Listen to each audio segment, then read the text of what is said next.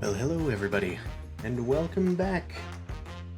We are here for our Blades in the Dark campaign, returning once again. This is part 3 of our Murder of Crows series of events. Supposedly there's only a few sessions left of this, so we cannot wait to get started and get deeper into the cult. Anyway, if you don't know me, my name is Noah Crumpet. I stream on Tuesdays for art, Thursdays for games, and Sundays, like today, we stream TTRPGs with me and my friends. Allie is not here today, however, we have found our other player that was in this game when we started it pre-stream, so we have added our other Whisper, Hicks, to the crew. So let's get on in and see what's going on. Undeafen myself. Then now when you indulge vice, you roll 2 dice instead. Hello. Hold on, I need to. And then same thing for acquiring so asset. You will punch in what tier your crew is, and I will tell you what skill you're using to acquire the asset. And then you will that will determine how many dice you roll. Yeah, we gotta steal some shit. Let's steal some shit. We are live. Yes. Nice. I mean, acquire assets. I'm sorry. Acquire assets. Yes.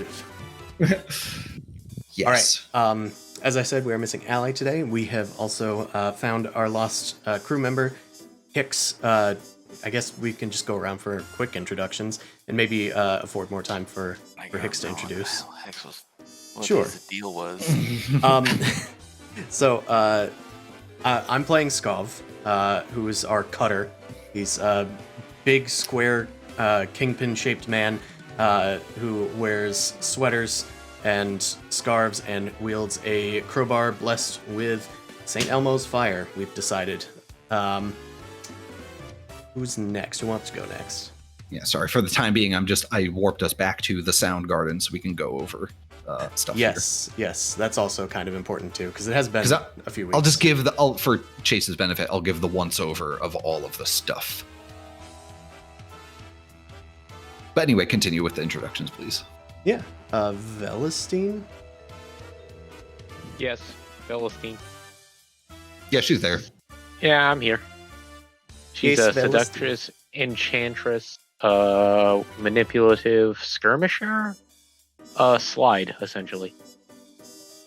Gotcha. So Catwoman. Yes, that. Oh, I don't like to everything, doesn't it? upfrontly make it Catwoman, but it's Catwoman. She's Catwoman 50% Black Canary, 50% Catwoman. Feline Solomon female. Grundy Black is Widow. Skov, and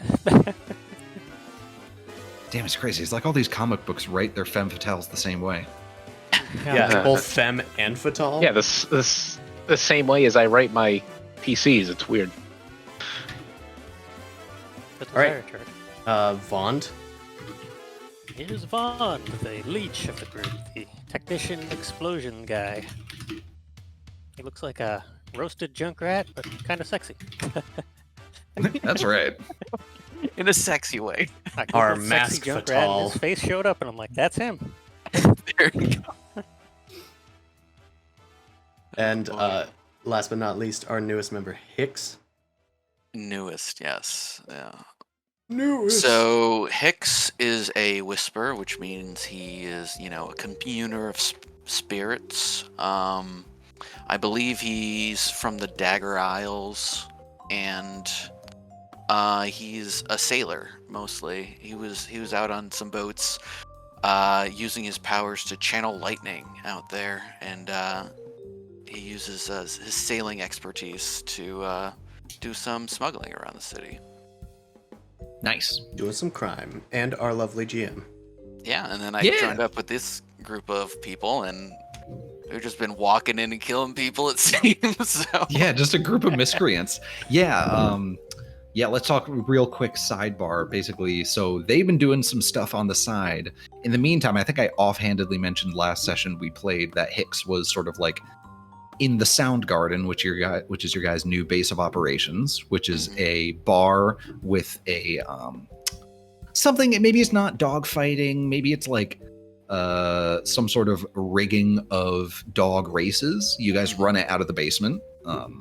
along with other things. And I had said offhand, like, oh yeah, Hicks was spending his time, making sure, running the books, washing the money. Yeah, I feel like Hicks, out of everybody, would be the most likely to be the one who lays low and takes care of operations while they go out because of his obligation. He's got a family that he wants to kind of keep out of this situation, so he kind of is leading a double life in a way. Yeah, I was going to say the other thing is your wife, I think if I remember right, she is now here in Duskfall. She might not have been at the beginning of things, but she took a boat over and is now here in Duskfall. Is that correct? She's arrived, yes. So yeah, so from the homeland, we've finally, after a long time, we're together here. Yeah, so maybe that's what was taking up some of your time in these last ones, making sure she was settled, checking in on her, getting her an apartment, and maybe not the worst part of the city, only a little grimy. Yeah. Usually, I mean, when he does do operations, he gets, I believe the Whisper has some sort of mask they can wear that helps with communing with spirits. So he's usually wearing that on the jobs. Yes, trying to spirit keep mask. himself- Yep. Yes. Nice. So how do you feel about joining cults? Is that what's happening? Is that what happened while I was gone? We started joining Allie's cult? No, So- I was going to say off camera, that's what Vey is harassing you about at all times. Yeah, every single time we start a session or a heist, it's like, yeah, but do you want to join the cult though? Yeah, it's not a cult. Come It's not a man. cult, it is just a demon that we are doing things for that they want and with nothing in return except their love. Yes. It's not a pyramid scheme, it's just kind of triangularly shaped. There's just Yeah. Close. Yes, Maybe a just trapezoid. one person at the top, and then two people beneath them, and then one beneath at least each of them, and maybe another one. Yeah. So the quick catch up is table setting. You guys, startup crew, you guys sort of got yourselves involved in this sort of cold war between the Lampblacks and the Red Sashes. Each of you actually getting involved on opposite sides and then getting roped together to work for the Red Sashes in this. And the whole crux of this little cold war that was brewing between them is the Red Sashes importing this new drug, shards. Yeah, we and- fucked with that, yeah. Yes. So as you guys got involved with this, unexpectedly, the crew, the highest ranking gang in Crow's Foot, that kind of kept this Cold War peace between the factions and made sure that everyone got their own slice and was doing okay. The Crows, that crew's leader, Rorik Blackfoot, got assassinated.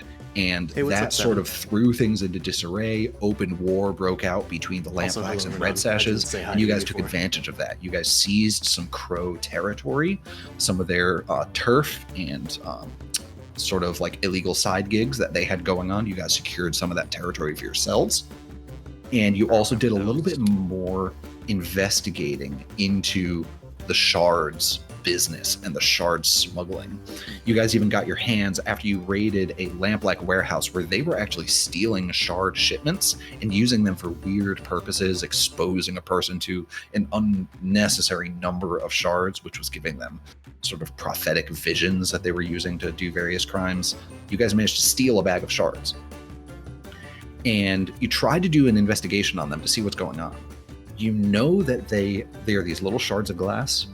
They have sort of a shifting oil slick, multicolored look when you shine them in the light. They're sort of like smoked glass shards with this weird oil slick pattern. Yes, and what they, Skov, and Vaughn and Velestein found out when they were sort of examining them in the basement is it all seems to be tied to light.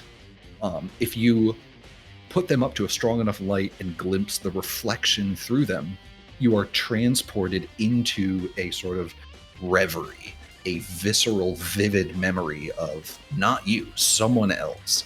Some of it seems to be pre-cataclysm, sometimes it's post-cataclysm, but it's always associated with some kind of strong emotion.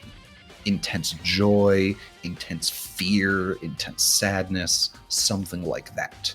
And then when you snap out of the reverie and come back to the real world, you have sort of that lingering emotional high going on for a while. And then it eventually fades. There's been a Is it few always instances. about the past? What was that? They're not always from the. Is it always always No. from the past, or is it like current as well?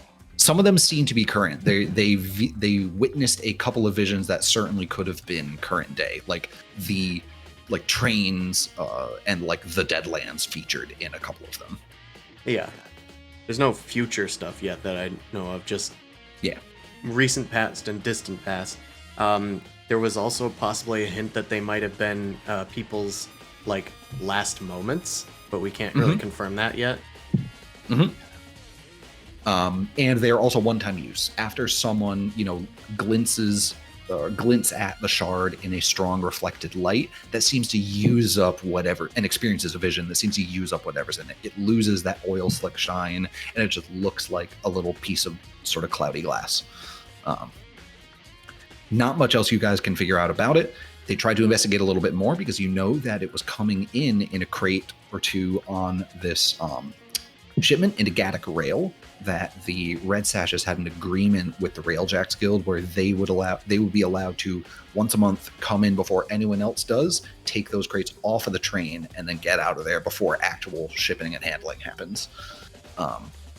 So you guys infiltrated basically the IRS of Duskfall, and got a tome containing all the details of all the shipping manifests for the last month. It is incredibly dense, incredibly detailed, and difficult to decipher. That is the shipping manifest clock that you guys are working on right now.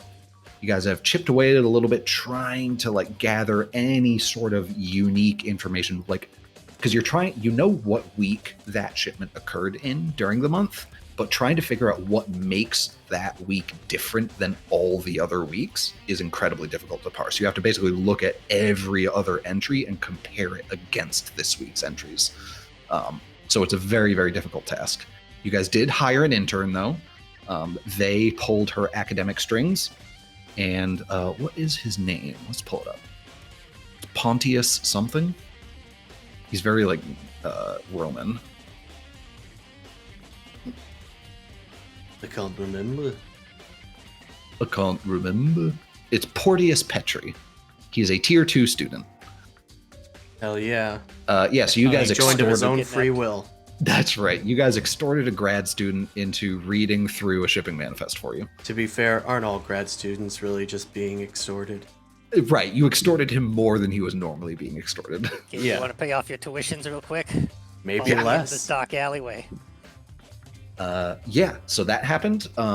You guys also went on a fun little excursion to steal something very valuable from the Crows. You heard that they had been either working with or had stolen from the Sparkwrights Guild, something very interesting. So you broke into the warehouse, and what you found was a Sparkcraft automatic carriage. It does not require any cattle or any rams to drive. It just seems to run on electroplasm. However, that electroplasm motor generates a lot of static in the ghost field. And if there's one thing that angers ghosts, it's static in the ghost field. So as soon as you guys found it and tried to start it up, it became possessed and went on a ripping rampage chase through the city while you guys tried to calm it down, stop it moving. And you did manage to stop it and wheel it back to your guys' base, but it is broken in many different ways that you guys do not understand. However, that could be a long-term project to try and understand and repair this automatic carriage so that you guys have that as a resource that you can use. Yeah, hopefully it'll be able to like dig through some ditches or burn through some witches or Get it into the sewers and then. Or go out into the Deadlands. yeah, slam in the back of my Dragula. That's right. Yeah, Adventure Zone already took that. I know. And then the last thing you guys Yeah, ended up juice. at is, in particular, Velestine. Velestine's prior vice was she was working at a soup kitchen for Hutton, but some little street urchins who happened to eat at the soup kitchen saw some evidence of her being involved in some murders during one of your guys' last things. And so they talk. Murder sometimes. Yeah. And so they talk, and everyone talks, and everyone talks. And now all the families at the soup kitchen know that the lady who served soup at the soup kitchen is a murderer, and they don't want her serving soup to their kids. So Hutton had to let her go. But as he did that, he managed to slip her a little letter saying, hey, Best I might soup in have some London. work for a killer if you're interested. And so she met up. You guys all met up with Hutton out by the docks. Turns out he is, as well as the leader, his civilian front is running the soup kitchen, but he is also the... The soup. All right. Oh, the soup! The soup in the kitchen. He is also the leader of the Grinders Guild, a group of former Leviathan hunters and shipwrights and dockers who are feel spurned by the Empire and are trying to essentially build a plan to take back the Isle of Scotland from the Empire, which once belonged to the natural-born Scotlanders. Like me. Right. So you guys took on a Scott job is not from a him Scotlander. to secure some unrefined Leviathan blood, basically the step right before electroplasmic fuel. Grab some crates of it that were going to be coming off of a ship and transport it to a neutral pickup location because it wasn't safe for you to take it back directly to the Grinders headquarters. You have to safely take it to a neutral pickup location that is elsewhere. And so you guys had found it, seen it. You guys intercepted a truck that was transporting it from the boat to where it was supposed to go. You guys took it off, but the authorities were alerted. And at the last minute, you guys spied some gondolas and sort of small transport dinghies and threw the barrels onto them to take them through the canals to where you need to go.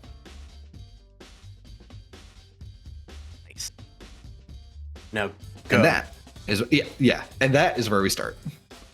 You guys have split the. Did we say you guys split the barrels, or you put them all on one and then? I believe we we. have someone running interference. Yeah, I think we put them all on one, and it's the one with me and Velestein. Yes. Yep. That one But has we the have barrels. another boat going out to try to do like an Italian job type. Yeah, one of the dinghies is a lot heavier than the other one, so it's sinking in the. Yeah, it's into the one with canal a bit. Scav on it. Yeah, that's why. Right. Yeah, maybe Vaughn and Hicks's boat is going ahead to clear the road. Yeah. He'll probably be using Come on, Hicks, this is your thing. You got the ghost. Yes, his boating expertise to keep everybody moving quickly, clearing the way, warning of any things in the way, essentially. Excellent. All right. I would like to request a quick 5-minute timeout, just because I was doing a little tutorial before we started the session. I didn't have time to go refill my water, so Okay. I would like to go do that, and That's you guys fine. can chat generally. Role play amongst yourselves. I specifically requested it. Yes. All right, I will be back very, very quickly. All right, so we don't know what he's gonna throw at us, but I guess we kind of just go. Where are we heading? What's our destination right now? The neutral drop zone. I don't Neutral drop zone. believe it was established. How You are said it was further inland from the riverside. Oh, so we're gonna have to Out make one of the a rivers. transfer at some point. how Yeah, close we are they gotta to get us? out. Do they know where we are? They just saw us abscond with them, so they're gonna be chasing us pretty quickly. We did Okay. get a drop on them, I think, because they weren't expecting us to go into the water. Yeah. So are they? Do they know we're in the water yet? Yeah, they saw us leave in the water. They just weren't expecting us to, so they'll be on us pretty quickly. Yeah, they got to figure out. Yeah, we how to get need- to us. Did we provoke the blue coats, or is it the regular? Okay, who are we fighting pros? right now? Oh shit, hold on. No, it's the dock, whatever is right. How much lightning am I gonna throw This out is the here? Come on. grinders. No, we're working for the grinders, right? Or working for. Or are we fucking over the grinders? Yeah, Shit. weren't we. I think we're trying to fuck over everybody, honestly, but. Yeah, but I don't remember exactly the situation. I know he just said it. They might be lampblacks. So I think what we might want to do. Lampblacks sound like we've done something like that. We have. Yeah, we've done stuff. We've fucked over the lampblacks a little bit. We were targeting the crows. The red stashes were kind of allied with us, but we also worked against them in a recent heist, just to kind of even the score, I think. All right. Oh, we're working for the Hive. That's what it was. The Hive. The Hive is the one that came and provoked us. We might be fighting the Hive, but we're working fighting for the Grinders. What's his name is the Grinder. Right, so we're working for the Grinders and we're stole from the Hive. Maybe? Because I think I remember the Hive. The economic. Yeah, they're whatever, so. they're the economic people, the people that Thrazir would join. Merchants. So, I think we need Hicks and what is the other V name? Vosk to run Bond. We need you guys to like do some sort of big flashy distraction to make them chase you, which could be dangerous, but I think that's the way to get them off of the real payload. Honestly, flashy is my thing here. So the ghost guy and the bomb guy. Order an explosion? And the bomb guy, I shoot lightning from my hands. Okay, so We're totally gonna sink our boat, aren't we? You know what? That's fine. Then they'll be digging it out of the canals, looking for sandbags or whatever we fill it we've with. been in these canals a dozen times. Yeah. So, so I think that's your plan. Our plan, I think, is just to do whatever skill progresses us. Maybe stealth to try to lay low from them. You guys should definitely stealth. I think what I first want to do is chart a course for both of us by sailing ahead and like send you guys on a safe way while we go the not safe way. Ooh, do maybe maybe Vaughn can do like a smoke cloud of some sort? Smoke bombs? Yeah. Oh yeah, smoke bombs would be great. That'll cause a ton of confusion at the get-go. Pack my bandolier with 3 smoke bombs. It should be plenty. I think that's what we open with. If we could get a smoke bomb off where it covers them and like draws attention to us too, that'd be great. All right, I'm back. Sorry that took a little bit. I had to feed the kitties. That's fine. I think we just figured out our opener. Okay, cool. Well, let me describe the situation then. Of course, maybe it'll change. Yeah. I don't know that it necessarily will. So well, you guys it might change our idea. Okay, fair. You guys, well, we'll describe the first obstacle. You guys have gotten the barrels onto the gondolas, and then you have started paddling down the canals. Thankfully, the guards have mostly just sort of run over with their little lamps and started investigating the truck that you guys knocked off and knocked out the guards for to take the barrels off of. They've noticed that the barrels are missing from the truck. They know something's been stolen, and they've set out an alert all around the docks district for all of the blue coats in the area. But they don't know necessarily that you've gone on the gondolas or not. Oh, okay. I thought that they saw us leave on the gondolas. Okay. That's not great. yet. You guys... This is actually really good because I can just summon a storm, and once we're in the water, I think it'll be impossible for them to follow us. Also, one point of clarification: we're stealing from the Hive and stealing for the Grinders. Is that what you are not necessarily stealing from the Hive. You are stealing. I didn't remember the faction we were hitting specifically. I think it is the Dockers. I'm going to say that you're hitting is the Dockers. Okay.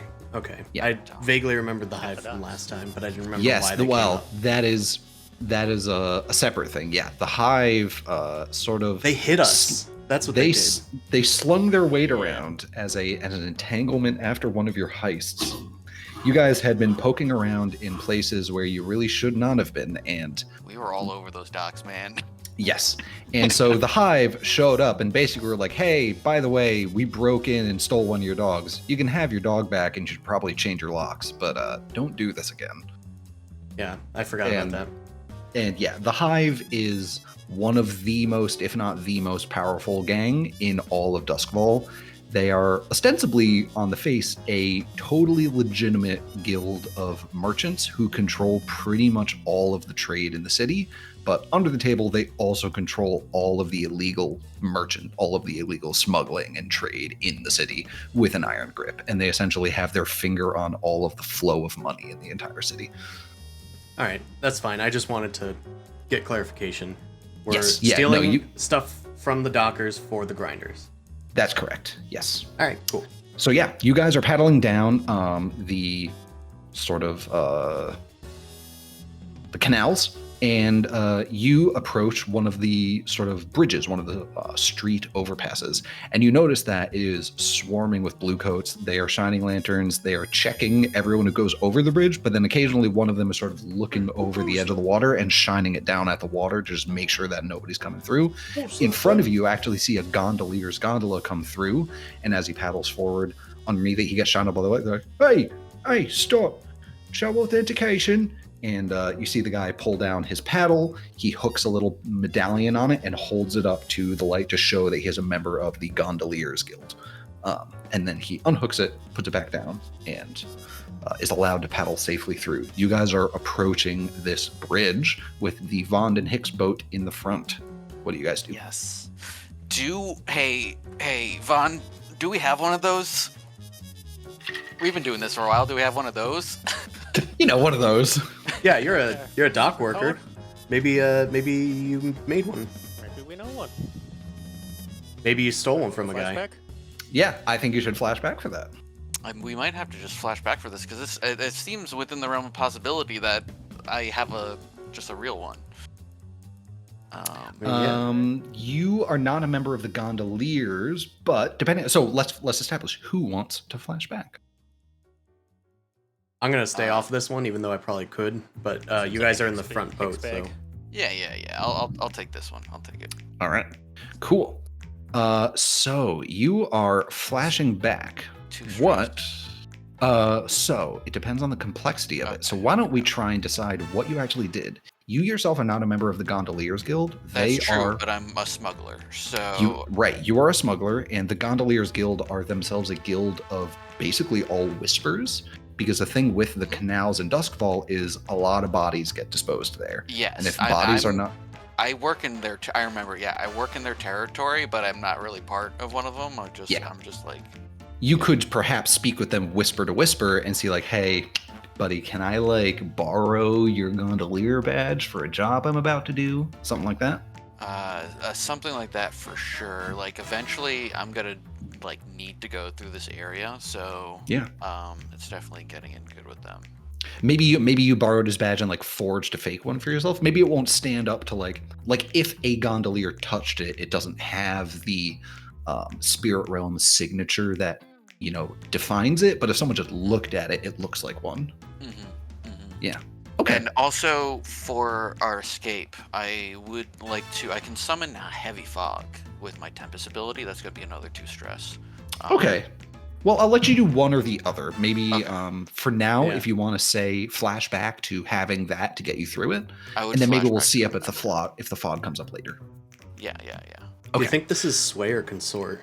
I was about to say that this is probably consort because I would imagine he's probably friends with the person. It's like a friendly interaction, I think. Yeah, instead of trying to convince.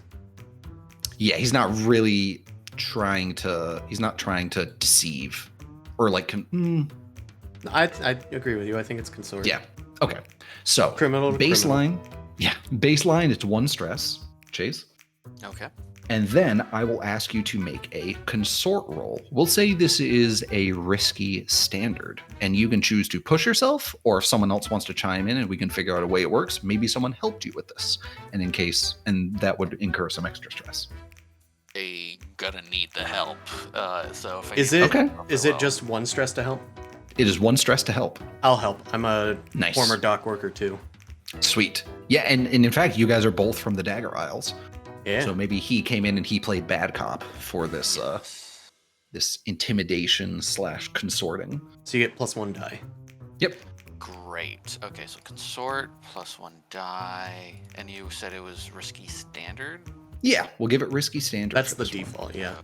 Okay, so this is for using the canoe. Is it canoers? What are they called? Gondoliers. Gondoliers. Yes. You're essentially making a fake gondoliers badge. Do the gondoliers wear these on their bandoliers? Maybe. No, they don't have bandoliers. What the hell? Much This is lyric. our fantasy! Okay. No! That's a failure. Yeah, I'd help you. Oh, you did your +1? Oh, you probably have 0 in it, right? I have 0 in it. Yes, Yeah. that's why it's only rolling 1. Yep. Damn it. That's why I Oh, said I yeah. needed the help. Yeah. You did. Okay. It was No, good that's to do fair. it. That's fair. It was still correct to do it. You had a 50-50 shot. All right. So let's see what happens with you. You go to grab your badge that you have forged. You had forged one of these badges before. You got Was it. it forged in the dark? One might say, yeah. And you pull up the oar. It has a little hook on the end, and you hang the badge on it. You go to hold it up, and this is not a canal you've gone through before. And now Vond is the only one paddling. You're not going quite as straight while you try to hold up the gondolier's badge. As the guard sees you holding it up, and he points his flashlight towards the way, there is some sort of object that sticks up a little bit. It's not visible under the water, but it comes up shallow enough that it bumps the boat as you guys are coming down. And you get knocked, and the medallion slips off of the hook and falls down into the water. You guys are now coming right up in, and the guard shines the light, and he sees you holding it up. It's like, "Oi, you gondoliers! Hey, they've got no badge. They've got no badge. Hey, hold up, pull over to the side." Wait, no, it fell. The guard is shouting at the Vond and Hicks boat. I'm going to say, Vond, what do you do? I was hoping that would work out. Me too. I told you guys I needed the help. Yes. Alright, well, I'm thinking we probably want to rush the point and then get the guards off the boat behind us that actually matters. So, That's a good Oh, point. yeah. That's a good get idea. them with the sleep gas. I think that's one of the alchemicals, right? That Nice. would be It's like a sleep amazing something right that- It's now. not in the loadout boxes. Like, it doesn't show up in here, but there's like a whole list of them. I don't know. Yeah. So if you go to, let's see, go to long-term projects and crafting, I think I have the list of like poisons or potions or drugs or something like that. Smoke bomb, arch bomb, grenade, oil. Yeah, we got you get Dream smoke. Yeah, that sounds like it. yeah. Produces a pleasant intoxication. Yeah. Or I mean, if you want to be a little, Sneak past. yeah. And dream smoke is what is this? Well, it's coma like Tier and then uses. Yeah. So I would say Dream Smoke is tier 1, so you guys can make it. You can say that you have a tier 1 alchemical on your belt. Yeah, you've done that before, I believe. Yes. Yeah. It's just that he can't like say, "Oh yeah, I have friggin' standstill, the powder that causes instant paralysis," because that's tier 4. Literally changes time and space. Yeah, he can't just say he has a standstill bomb on his Right. belt. Okay, the potency.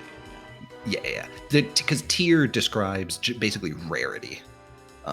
Something like a dream smoke gas bomb, I think, is reasonable. Should we craft If you can something? last Just, 5 seconds, it'd be add it. perfect, honestly. So whatever. Yeah. Or a smoke bomb if you want, but yeah, you could do dream smoke. Yeah, I think we'll go with that one. Yeah. Gonna roll for this. Yeah, give me a I like it. what do we want to say? Oh, who? A wreck or a tinker? I don't know. Let's give it a tinker. We'll do a tinker roll to sort of wrap up you crafting this and then tossing it at them. Because it's just an underhand toss. You could do it probably normally. We'll use this to back cover you tossing it in this scenario. Hey, blue boys, look at this. Okay, so. Oh, sorry. Position is still risky standard. Yeah, we'll give this a risky desperate. So make sure you mark off an experience in the category that tinker is in, because you're making a desperate roll. Yeah, I don't think you're going to get a second chance at this one. Yeah. Yeah, definitely.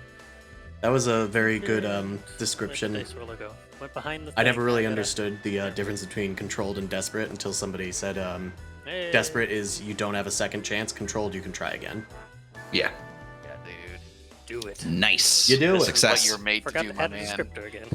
Yeah, you do it. You pull off of your bandolier this bomb, this little small metal casing that you have filled with aerosolized dream smoke. Normally an on-the-street drug, but you have sort of distilled it to a higher intensity and put it into this little gas canister. You pull the pin and just underhand lob it while Hicks is trying to talk down the guard up on the bridge. It fell. Trust me. Hold on. Yeah.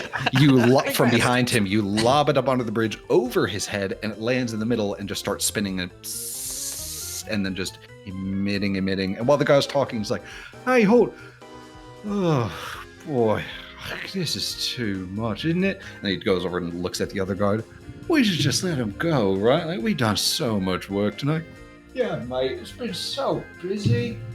And then they just sort of like, oh, okay, yeah, no, you guys can go through. That's fine. And he turns over.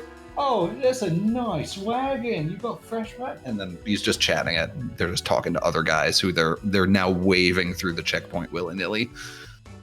They're all patting each other on the back for a good night's of work. Yeah. Perfect. That's my Excellent. NyQuil bomb. Nice. You guys sail through this first checkpoint with no problem. You continue paddling through the canals. You are weaving your way through. And the rear... let's do this. What do you want to say? Okay, I got it. You guys are paddling through, and you see a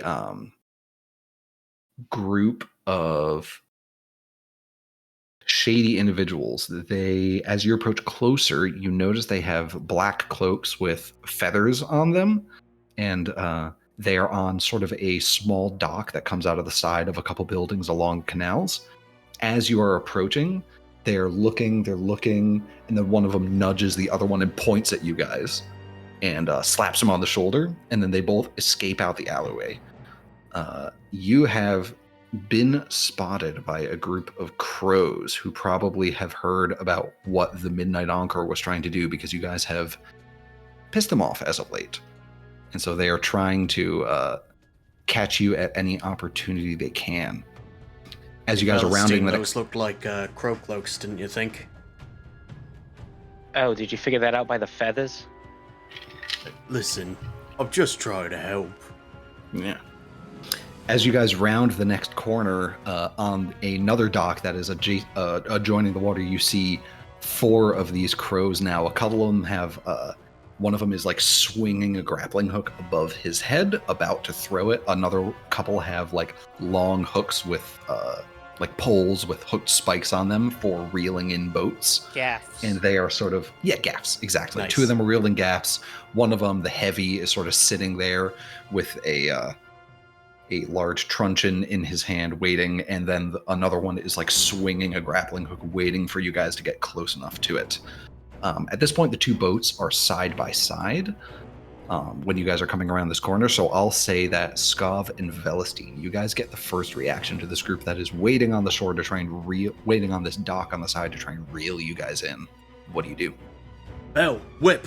And then I'm gonna try and pull one of their gaffs like into the water. Like pull them into the water using one of their long sticks. When they reach for us, you know? Nice. And Vel, I'm like yelling at you, whip, to try and kind of do the same, but like in a different way. The other one? Yeah. Get at least 2 of them, maybe.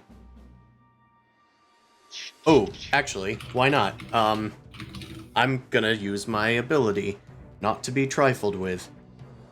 I'm gonna perform a feat of physical force that verges on the superhuman to engage this small gang on equal footing in close combat. And I'm going to grab one of them by their, like, gaff hooks and then ram them into the others before pulling them into the water.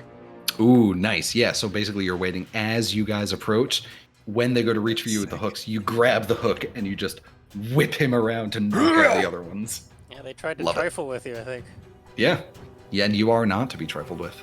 Yeah. I'm going to say, because this is 1 versus 4, it would normally be it would be reduced effect. So you can choose with the sort of push you get from not to be trifled with. You can either take an extra die or have this be normal effect, one or the other. I think I'd like to have it just be normal effect. Okay, so this will basically so you'll take the stress as if you're pushing yourself, but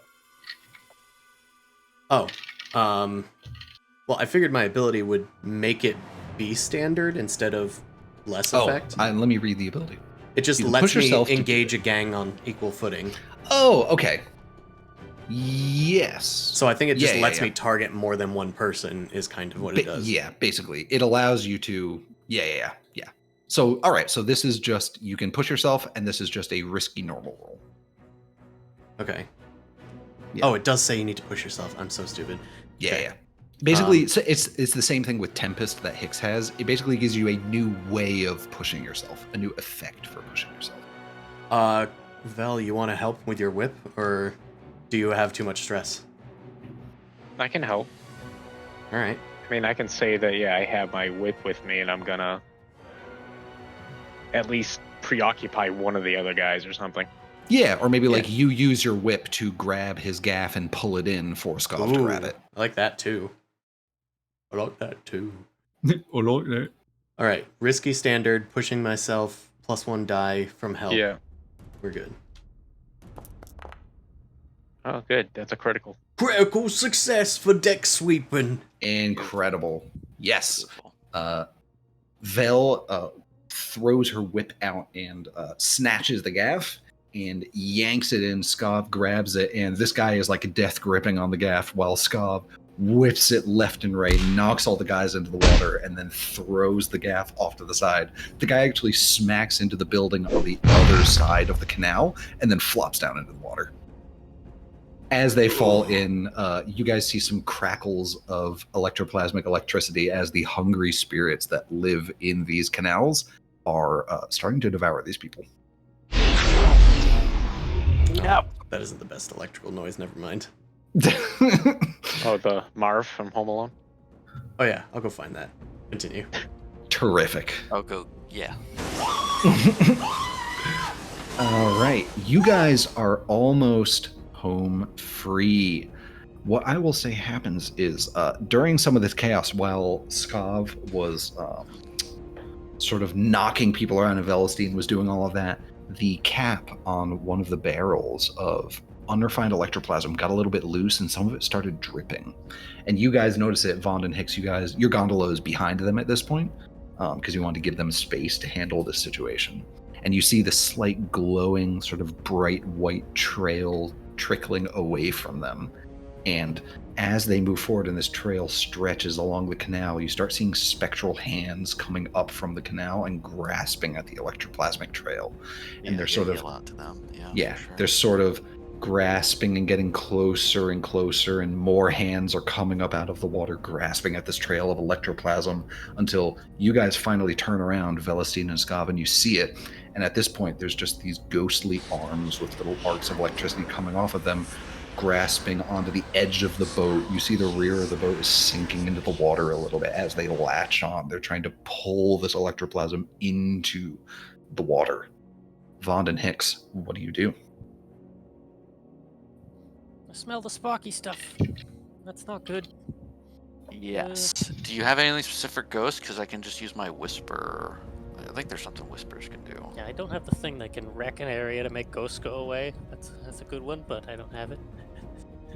Well, if you want to, like, it's something like generically just scaring off the ghosts probably falls under attune.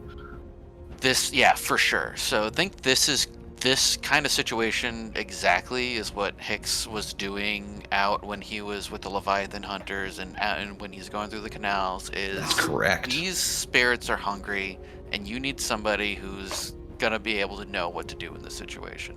And I think as a whisperer, this is exactly what Hicks needs to do. He needs to attune to these spirits, and chase them away from what's going on. Hicks, it's Awesome. time to do your thing. I love Wanna it. back the boat Chase up. them away. His Chase his them away. yeah, his whisper mask drops below his face, and he brings up his staff with incense in it, and begins attuning. Nice. I'm going to say this is, for the sake of experience, I'm going to say this is a desperate roll because I want you to get some experience. For sure, yeah. And we will just make this standard effect, but people can push, people can help. So you will mark 1 experience in, I think it's insight, as you're making a desperate roll. Okay. Yeah, Vaughn's Whatever making thing that attune is help, under. so- Resolve, sorry. Resolve, yeah. Yeah, so you'll mark a resolve experience. And yeah, if anyone wants to help, they can describe how. If you want to push yourself, let me know. Yeah, I think Vaughn will definitely help. He'll probably just back the boat up and move it closer to the spirits for easier effect. Yeah, Oh, sorry. yeah. Hold on. No, let me back up the boat for you. Yeah, oh, let me just... I pull the handbrake. Actually, maybe what you've got is you brought a little sort of prefabbed canister with you that has just like compressed air in it. You pull the pin and you stick it under the water and you use it to just blow the boat closer to Skav and Velestein's boat. Oh, we get a Jet little engine. boost. Yeah, I love it. Nice. Okay, I'm Good casting a idea. spell. I'm literally like casting a spell and talking to ghosts on top of Trying the to do prow hand as we're fully. flying off of an Getting water explosion. everywhere. Which intimidates the ghost more, I hope. So this is desperate, you said, with Yes. a standard effect. desperate standard effect, and you get +1 die from Vaughn Plus helping 1 die. you. And Vaughn gets 1 stress. So we are dispelling some creeping ghosts. Yes. Some spooky, scary Let's roll for it. Duskfall ghosts. Okay. Nice. There we All go, right. There we go. I am going to say that you guys do it. So Vaughn blasts the boat forward as he's getting closer. Hicks, you are holding your staff. You are speaking in tongues as you are quelling these spirits. Your long leather sort of sailing trench coat starts to float off your shoulders a little bit. There's little arcs of electricity between the coat and yourself as you are channeling the electroplasmic energies. And the hands reluctantly release their grip from the edge of the boat and sink down into the water and dissolve. Does a Yeah, he's Gandalf kind of on us. creating a static field around us, essentially, to keep the spirits at bay. Yes, and your guys' boat sort of bobs up and down as it's now had the weight on the rear released, and it moves. This is probably, I would say, since it's partial success, that this is really taxing on him, for sure. Sure, yeah. I'm not going to give you harm, but we will get to what the other side is of it. Sure. You guys make it to the basically to within the block of where the warehouse where you're supposed to drop these off, essentially. And you guys park your gondolas. You pull the barrels off of them. Skav can probably hold like 1 under each arm, I would say. And then maybe Vaughn and Hicks. There's 3 barrels, let's say. One of you guys can roll one, or maybe you're like both carrying it together. And you guys, you wait for a second. You see a blue coat carriage go rolling down the street past you. The warehouse is just across the street. And you guys come through and you roll the barrels across. You get to the warehouse, you unlock the doors, and you step in. And then you see 2 guys on the other side. One is a larger guy. He's very big, and he's in a very nice suit with a little sort of like a cabbie cap on. The other guy is skinnier in a suit vest with a cabbie cap. The large guy has a much larger than you would expect double-barreled shotgun, and the skinnier guy has a pair of revolvers in his hands. And they turn around and look at you, and you recognize them. This is the guy who harassed you guys from the Hive back at your bar, and this is the guy who was driving the cart and the guy who was riding shotgun. And he turns around and he looks you up and down and he says, "I told you guys that times being what they are, the city's getting pretty dangerous. Thought you would have stayed home." And he raises his revolvers towards you guys, and the man with the shotgun raises his shotgun at you. Woman. Skav, what do? You are at the front of this, holding the barrels. Oh, and I got the barrels with the payload in them, huh? Mm-hmm. Push the cart. Push the. No, I still don't want to. I don't want to risk the barrels. Protect the swag. I think. I mean, they got a gun. I got a barrel. I think I'm gonna duck for. Ooh, how about? I think it's a pretty even matchup, really. How about I try and lie to them? I could I think say. we're in your guns to a favor, barrel honestly. Well, Yeah, that's a good plan. Just not- lie to him. I'm not gonna be a weasel or whatever, but instead of like trying to run up to them, I'll just be like, "Hey, you sure you want to use that thing? This payload's pretty explosive. You might get caught in the blast. Why don't we talk this over like civilized lot?" Okay. You are kind of threatening them in a way. Well, I'm saying if they shoot me, it's gonna explode. Is what I'm trying to lie to them. I don't know what's in the barrels because I don't think they told Okay. us. Scott probably doesn't know that raw electroplasm is combustible, even though it probably is. Yeah. He's just guessing. Yeah. Hicks is just like, he's 100% right, Hicks just like, even if he doesn't know it. Hicks is like, wow, Scott is so smart. Told you, he's a genius. It's like, oh damn, he's got a point actually. Okay. I hope okay. this works lying through my teeth. Yeah. All right, so this is Sway. This is Sway, and is definitely desperate. You know, Still that's got how you get resolve levels. experience. This is how we get levels. Yep. And obviously great effect with +3 dice, right? No. This is gonna be. I mean, it's. No, they know it's explosive, so yeah, I'm gonna give it a standard effect. No, you know what? Yeah, whatever. Great effect. They don't Hey. want to shoot the barrels. Just Vaughn, do you want to back me up on the explosive charge, or? Yeah, these 3 barrels are definitely could level this whole building. Only if you got the stress for it. Please don't shoot those. Please I do roll not the shoot other barrel in front of them to make sure they're all grouped together so it blows up real good. Hit All right. scoff, not the barrels. All right, I'll take 1 help then from Vaughn. Go for it. I got some stress to spare. All right, that's good. At least one of us does. Here we go. Oh, nice. One and done, dude. Lying through me Need teeth. next Nice. Okay. We will do. Let's see. That's a full success. So we'll do. Actually, that's a. Yeah, it's not a critical, but it is a full success. All right. And, We'll do and that. there was a desperate roll, so I mark 1 under resolve because it was Sway. That's correct. Yep. All right. Scoving it up. Nice. Yeah. So they're still training their guns on you, and they look back and forth at one another like, "Hey, look, we're not." They look at each other. We're not trying to damage the merchandise. Listen, just drop the barrels, walk out of here, and you guys can live to see another day, as long as you stay within that little crow's foot sand pit. All right? Don't get any bigger notions. I'm not putting this barrel down. Hicks or Vaughn? Actually, no, Velstein, you haven't made any rolls yet. What do you do? Let's see. Now we're talking now. Gonna use the voice. Yeah, that's from Doom. unfortunate. Just Yeah, can I just tell them to not do it and to leave, and they leave? Well, yeah, I mean, you're going to have to give me a reason for them not to do it. Oh, because I'm I using the said voice. please? That's right. Oh, because that's what my character does. Don't do it. Don't. Go Go See, I just need to convince them that we're at a standstill. We're not putting these barrels down. If you want to shoot us, go ahead and shoot us, but you're going with us. Okay. So I don't know if this is feels like not a Yeah. feels like I'm consorting with them. It's like, are you I gonna mean, if stop you're- us? It feels kind of like command. Command, yeah, that that's one. like a Because you're like, because that's the Yeah. intimidation one. Right. GTFO command. Yeah, I've already swayed them that the barrels are explosive. Now we're just trying to command them to leave.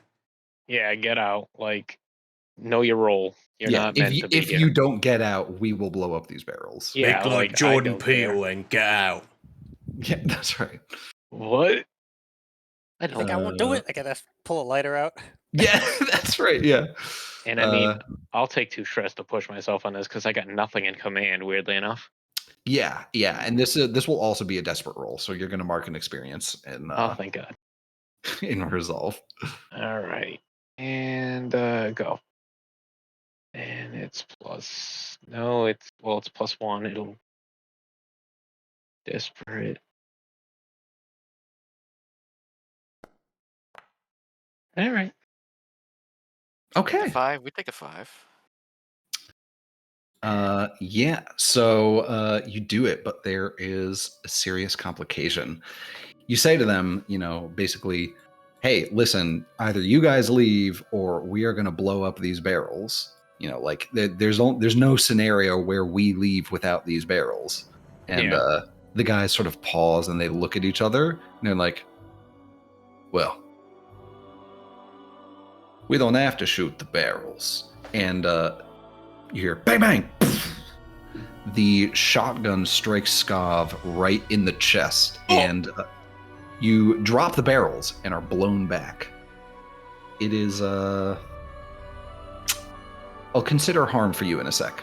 And then out of his 2 revolvers, he shoots the ground next to Hicks, and he shoots Vaughn's shoulder. It pings off of maybe like a piece of your bandolier, and basically the result is that Vaughn and Hicks drop their barrel, and Skav drops both of his barrels. I will say, Skav, you are about to suffer minor prowess harm from getting shot in the chest with a shotgun. Oh. I don't know if you brought any armor. Or I just can wanted to resist say it. I did. Yeah. We all have I normal feel like we loads, so it always makes put sense. armor on you. Yes. Yeah, you guys all have normal load. So I Because you can. knew you were going in. I forgot. Bravos reading gives us armor or weapon. You can, what armor does, so basically what happens is in your loadout, you are saying, I brought armor. And armor, when you check off armor, you use the charge of armor to just resist harm. You don't have to make your dice roll at all. You just resist harm. Okay. So I resist. Do I need to roll to see how much, like, I resist it by at all, or? Nope. That's the whole point of armor, is that you just expend the armor charge and you don't have to do any dice rolling. Okay. You don't take any extra stress. The armor takes the stress that you would otherwise take for resisting it. So he pulls up his shirt and there's a bulletproof vest under it. Exactly. So who else got shot? I'm going to say Vond and Hicks did. Hicks's was just at the ground near him to startle him from drop the barrel. Vaughn's hit him inconsequentially on the shoulder. Ow! Okay. I just wanted to see if it did harm to anybody because I have bodyguard. Yeah, I'm not going to try and do 2 instances of harm to you guys off of 1 roll. So I'm just doing the 1 to Skav right now. All right. I know Now I you have want a to use different bodyguard. idea, but I just kind of win. So Yeah. So basically, this discussion happens. They said, all right, I guess it's going south. And they fire. They're now going to have to, or at least the big guy's going to have to reload his shotgun. The guy with the revolvers will probably be able to shoot soon again. But you guys have been forced to drop the barrels. We will cut back to Hicks and Vond, let's say. Either of you guys. You know what, Vond, what do you do? You haven't actually made a roll yet in this scenario. Yeah, all right. Well, the barrels, are they rolling away when we drop them, or are they just kind of gotten out of the square area? They haven't really started rolling per se. In far as like time I'm just goes, wondering you how kind much of just momentum drop was them. created here. Okay. You They're can not you can really clear react of us faster yet, than but they they're start. not near them. Okay. This roll is you reacting faster than they start rolling, so at this point it doesn't matter where they are. Or rather, at this point they're still right next to you. Something I could make that'll knock them out. we don't need all the barrels. Maybe if we could get 1 over to them and shoot it, that would be funny. It would be funny. Ignite it. You could also just Yeah. I mean, I'm not trying to give you guys ideas here, but you could also probably just like maybe kick a barrel into them really forcefully and knock them over. Right. And then they blow up. Yeah, I mean, I got one where I could skirmish. I could try hucking the barrel. I'll just use my feet and kind of boot the thing as I tip over You- from being shot in the shoulder. And here's the other thing. I'm not trying to overwhelm you with options, Karn, but like you can also just say, I pull out a gun and shoot them. Like you could just say you have I a gun. approve of the barrel over there plan because I also have an idea that involves a Okay. barrel over there. Okay. Yeah, Cool. I'm gonna try to do a combined Yeah, setup just You have a smash it into point. them. skirmish. You have a point in skirmish now, so Yeah, so okay. Yeah. This will probably I think at this point it's just a risky roll.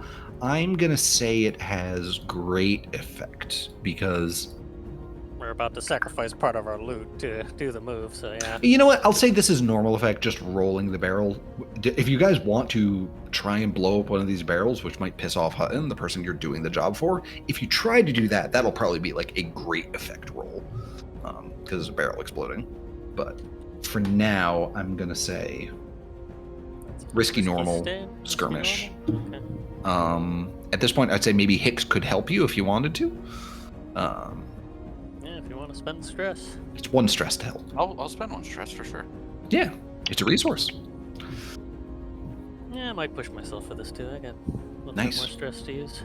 Go Yeah. for it. Always remember, because it takes the you roll don't- button and hides it. You don't want to overindulge when you satisfy your vice anyway, so keep that in mind. Just use the stress. Partial Alright, success. there we go. Ooh. Nice. All right, cool. I'm gonna say, yeah, you roll this barrel over into them, and it knocks over the skinny guy with the revolvers. Oh, I And forgot to check off the push myself. That's why it's only 2 rolls. I'll just roll one more then. yeah, roll one more and let's see. Okay. Okay, Yeah. Okay, so it's still a great. 4. Cool. Yeah, so you guys roll the barrel, it knocks over the skinny guys with the 2 revolvers. He lands flat on the ground, and in the time it took you to do this, the big guy has loaded his shotgun and he has trained it onto Skav. What do you do, Skav? Not again. Yeah, he's like, let's- one shot didn't kill him. I'm trying another. All right, I'm just trying to vary my my skill use over here, Sure. just because it's more fun than just doing skirmish every time. Could I try and maybe command the the rest of us, like the crew, to get into like a better position or something? Yes, you can do a. You could treat this as a It's setup like a roll. setup, yes. Yes, which is in teamwork. In the player guide, flashbacks, and teamwork, there is set up. When you perform a setup action, you have an indirect effect.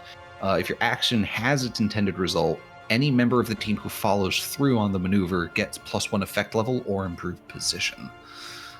So yeah, you could basically do a setup roll using maybe command, like use some of your battlefield instincts to command what the next action should be. And if someone does that next action, they will get either improved effect or improved position. Oh, I got one. Fuck. Who's done fewest rolls? I haven't think- gone yet. Yeah, Hicks I think has not made a roll yet. He was All right. I was gonna have in the loosey goosey initiative. I was gonna have Hicks make a roll next. Well, I'm gonna yell at Velestein. Hey, draw him over that way. Hicks, you been in the docks? Get up there near that crane.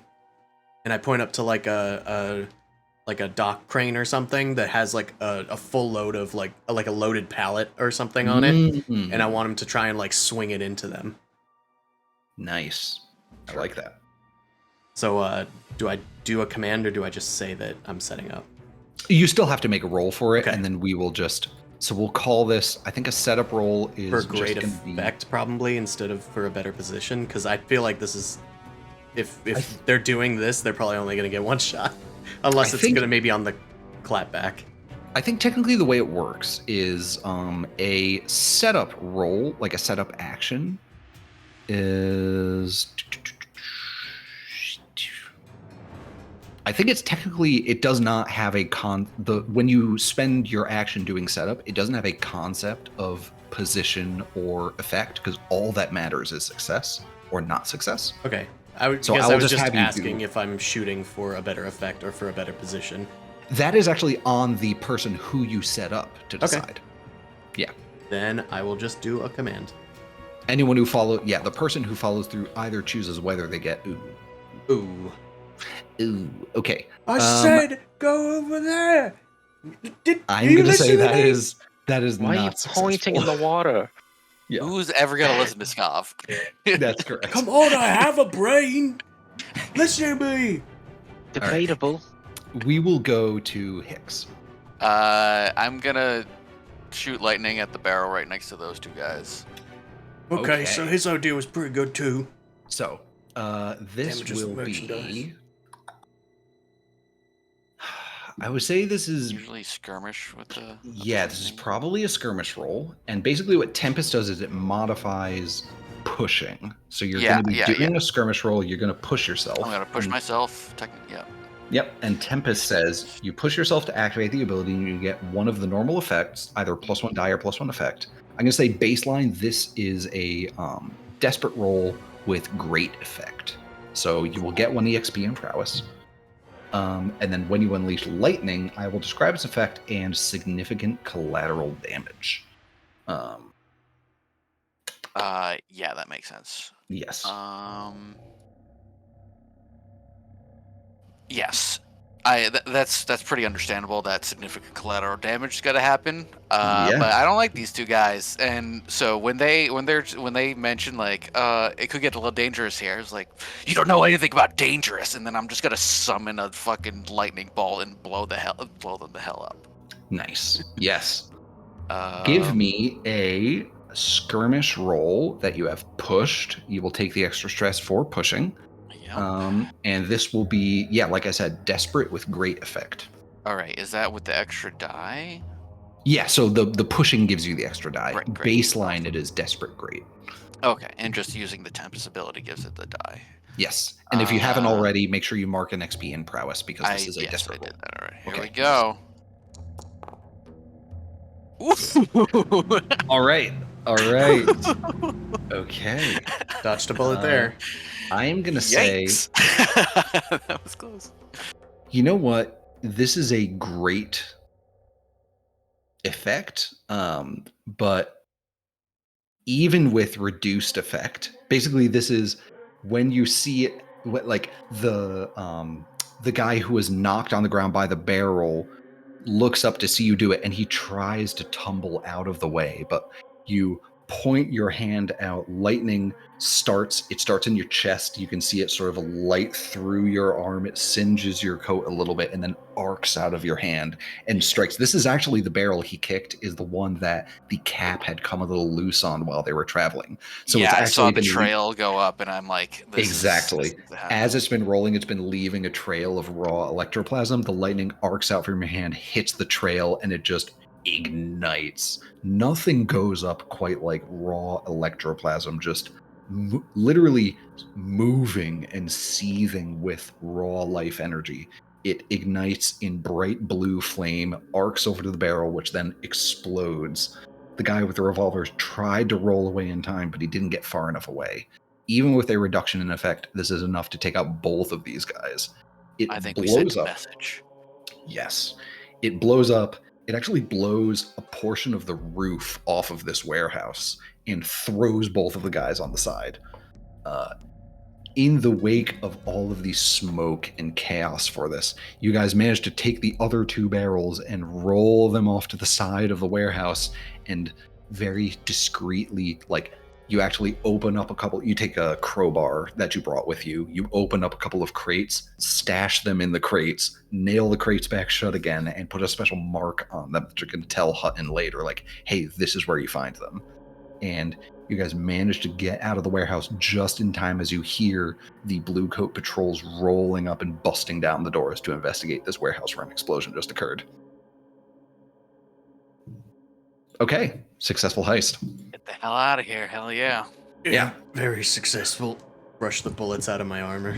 Nuke. Yeah, you The like shake. shot. Yeah, exactly. Yeah, as you guys are sort of running away, and like eventually you slow down. You start walking through the alleyways. Scob is sort of plucking little mushroomed bullet pieces of like shrapnel and buckshot out of his armor, shaking it out a little bit, flicking them to the side. I got shot. There's no one giving me any sympathy. Yes, you actually, yeah, your bandolier, one of the alchemicals you had crafted and like made specifically for this mission, took the bullet, so it's broken, and it's you were willing to dispose of it this mission, but it's unnecessarily cracked and dented and disposed of because the bullet hit it. It's gonna take me a week to make a new one. You've got 10 of those back at the hideout. Come That one on. was special.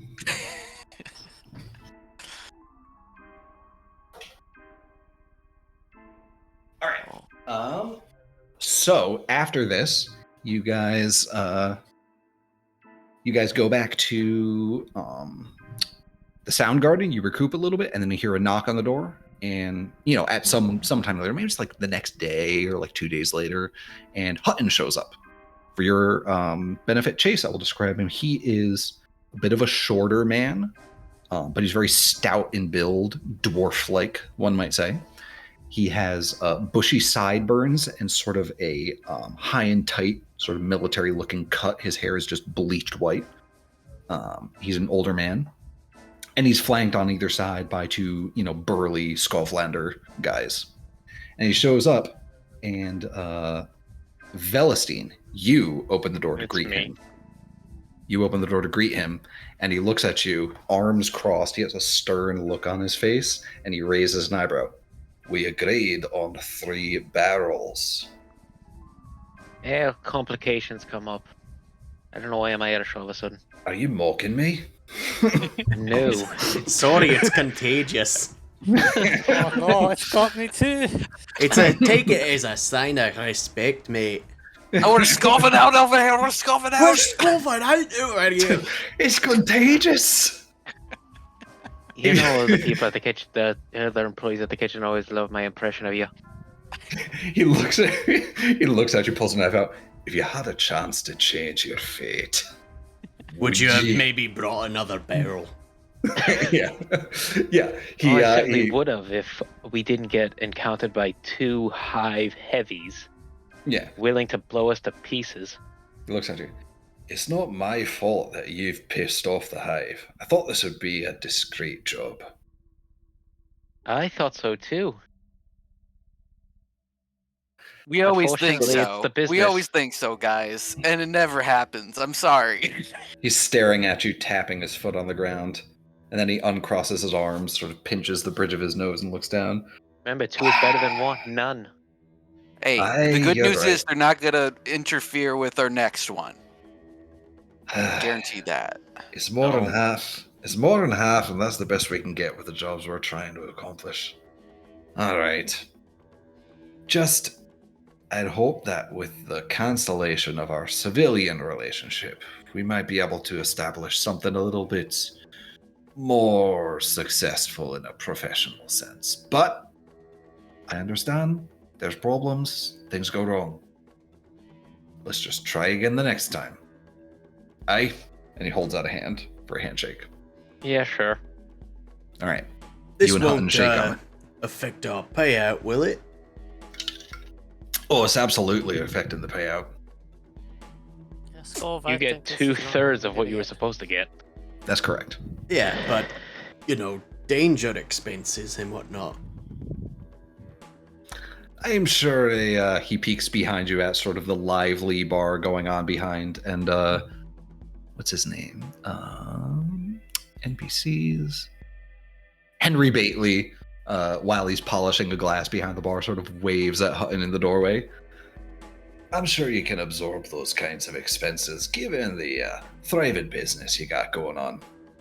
Also, you owe me a pint. Yeah. And he nods and turns around and goes on his way. Not before he hands over to Velestine the pay. So, let's do payout and entanglements. Get a little crossed up there. Just a little We're here bit. for the money. All right, I got the money. I'll go into the stash and add it into our bank. No, So I was no. like, no, I'll take care of it. I'll carry it. I'll carry it. All right. All right, you guys, let's pull up your thingamajigger. Okay. Yeah. Trusty old thingamajigger. Yeah, can I make this? I can't like force you all to do this. All right. Okay. Don't force me. Don't force me. Okay. You guys, you were going against. Now it was originally just the Dockers, but it was also turned out the Hive was involved. So I'm going to give you guys 3 reputation because it was higher tier, which means you go up to tier 2. Tier 2, baby. This is a good thing. You are a tier 2 Finally. gang with weak hold. You guys gain, instead of 6 coin, which is going to be a standard score, you guys get 4 coin instead. So you guys can probably just distribute it among yourselves because there was, 4 of you on this job? Yeah, Yep. you each get 1 coin. Okay. And how do we stash? During downtime, yeah. you can move any amount of coin that you personally have into your stash at a 1-to-1 ratio. Okay, great, because I'm full. Yeah, you can just liquidate it during downtime into your stash. And the other rules about stash, basically what stash represents is it is like purchased property, fine art you've bought, like it is material investment. If you want to turn it back into coin, it converts at a 2-to-1 ratio. So you lose it, like you get less. Yeah. You would have to spend 4 stash to get 2 coin later on. But the other thing coin counts for is when you inevitably become so traumatized that you have to retire from the scoundreling business, how you live out the rest of your life depends on how much stash you have accumulated. Gotcha. And it's The high basically for scoreboard. each, and it's for each row. So right now you all are still within that first row of stash, I think, which means you basically, if you were to retire from scoundreling now, you live out your lives homeless in the gutter and you die. Yeah. So How about that Once you would- stash? yeah, once you achieve the first level of stash, it's like, oh yeah, you like get a 4 foot by 4 foot square apartment for the rest of your life, and you at least can eat and you don't die. So accumulating stash is how well off you leave the scoundreling game. Okay, that's your coin. Tithe. Yeah, I'm gonna say that a representative of the Hive reaches out to you cordially but passive aggressively via letter, asking for a tithe for the nuisance that you have caused them with this effort. You can either pay 1 coin to them or you will lose 1 reputation with them. Keep in mind, again, this is potentially the most powerful guild in the entire, or the most powerful gang in the entire city. Yeah, we should definitely do that. Yeah, that was interfering with our business, and we probably should pay them off. They see. I feel like with this interaction, we can go back to being neutral again. Mhm. So we take that from the faction coin. Got That seems reasonable. You Yeah, could we take it only from the have 4 spots faction's in there anyway. coffers. How much is it usually for? Or 2? It's just 1 coin. Oh, just 1. All right. Yep. Drop it by 1. There Just you for go. tithing to the crime boss of the area. For your trouble. Okay. Heat. Let's talk about heat, It's a resource. baby. How much heat do you guys get? Well, let's walk through the options. 0 heat, smooth and quiet, low exposure. I don't think so. 2 heat, contained, standard exposure. I don't think so. 4 heat, loud and chaotic, high exposure. That seems about right, given you guys blew up a warehouse at the end. Hey, maybe. 1, You 2, gave us barrel 3, bombs. What do you 4 want? heat. That looks good. Spicy. I like that red. I like that color. Let's update And the you rep count. guys. Oh, and you guys get +2 more heat because killing was involved. Yeah, I did update the rep, Karn, because you guys went up in tier. Oh, okay. I'm like, I You thought guys it was been empty this whole time. No. It was actually very close to rolling over, and now you guys finally Okay, rolled right. over into tier 2, but now you're weak. You start a tier at weak hold. Basically, each tier has 2 halves within it. Oh, okay. I see. Okay. Terrific. So let's roll for entanglements and see what happens. The web of lies.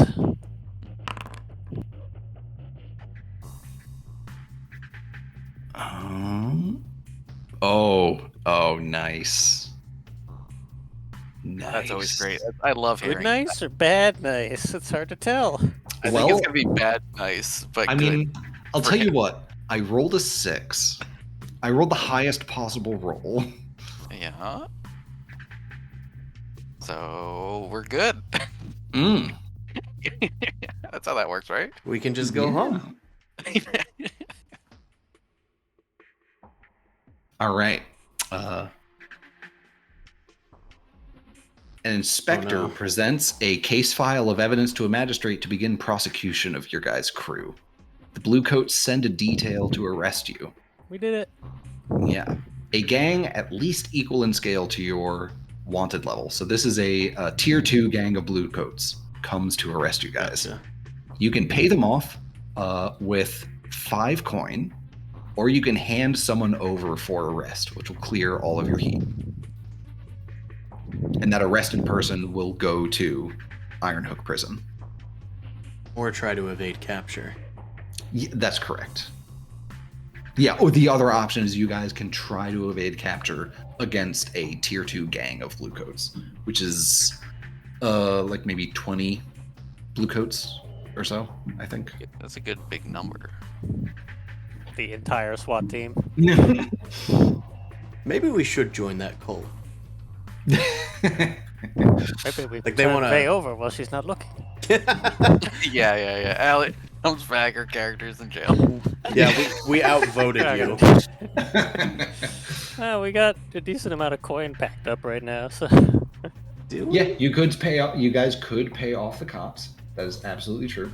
So it'll be 5 coin. 5 coin total. my personal I'm- stash is, or not stash, my coin pile is 3 right now, so I can, Mine's at 4, so Mine's at 1. All right. Well,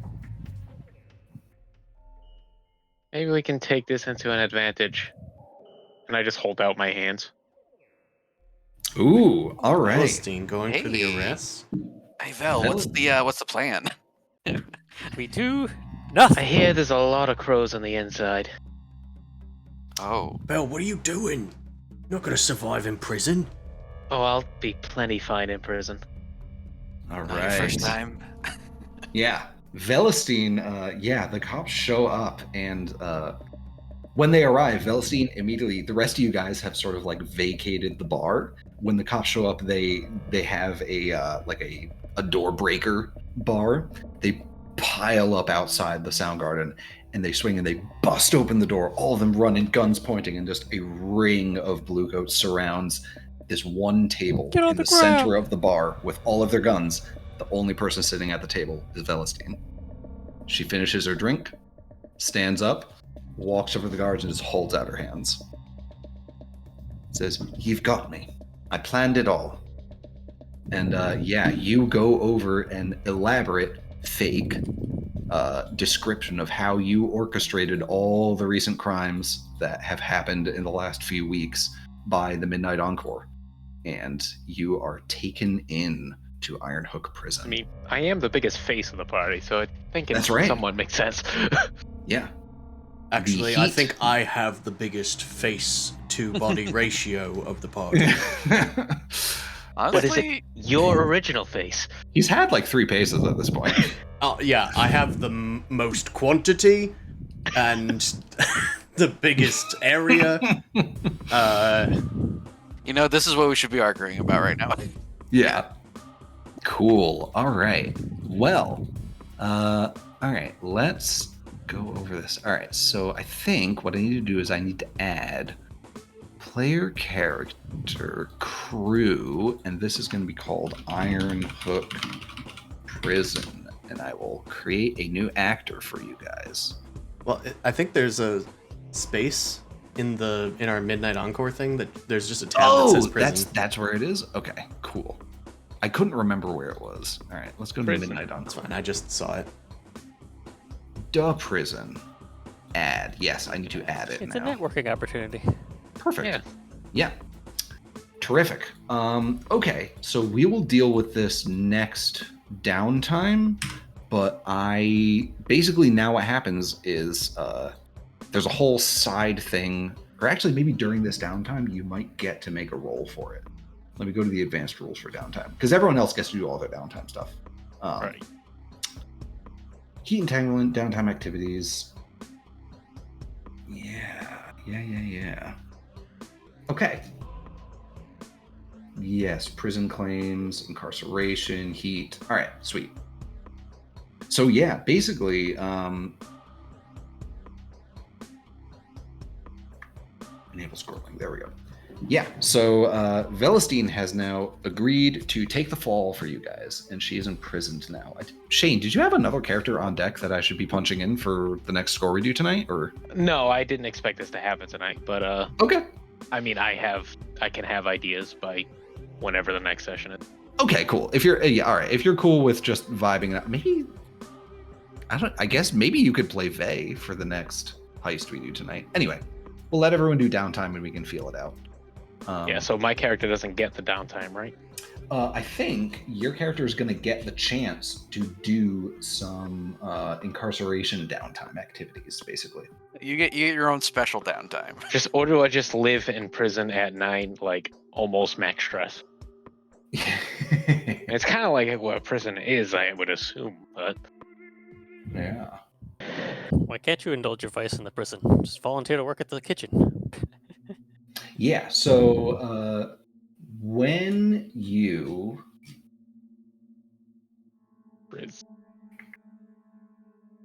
Yeah. So basically what happens, I think, is each downtime you get to make an incarceration roll using the tier of your crew as the dice pool. So we'll do yours first, I guess. Yeah. So you get to basically make a 2 dice roll. And then based on the result, we will figure out what happens. Sick. Okay. So I'm just rolling. Because you guys are now, it's actually quite convenient that you guys leveled up in tier as soon as one of you guys got captured. Because now Velestine gets to roll 2 dice instead of 1. Sick. Nice. All part of the plan. It's all coming So together. roll some dice, number of dice, 2, and then Yeah, just do a fortune roll for 2 dice. Okay. Yeah. Oh, good. Oh, I love prison.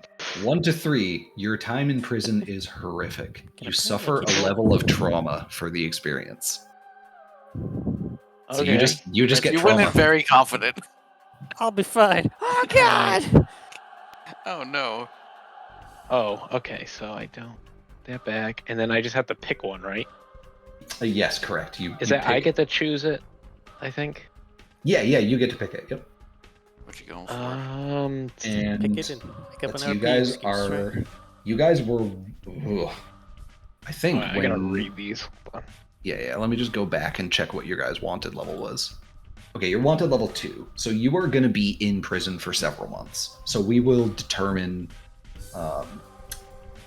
by sort of vibes how many scores that is. But it's definitely more than 1. So you're going to be in prison. You're going to make in these rolls a few times. That's fine. There's a jailbird ability I just found, by the way. Oh yeah, well there's a whole turf map. So like basically it's if you roll 1 to 3, you get free trauma, which makes it you're love closer to retiring. If you roll a 4 or a 5, nothing happens. You keep your head low.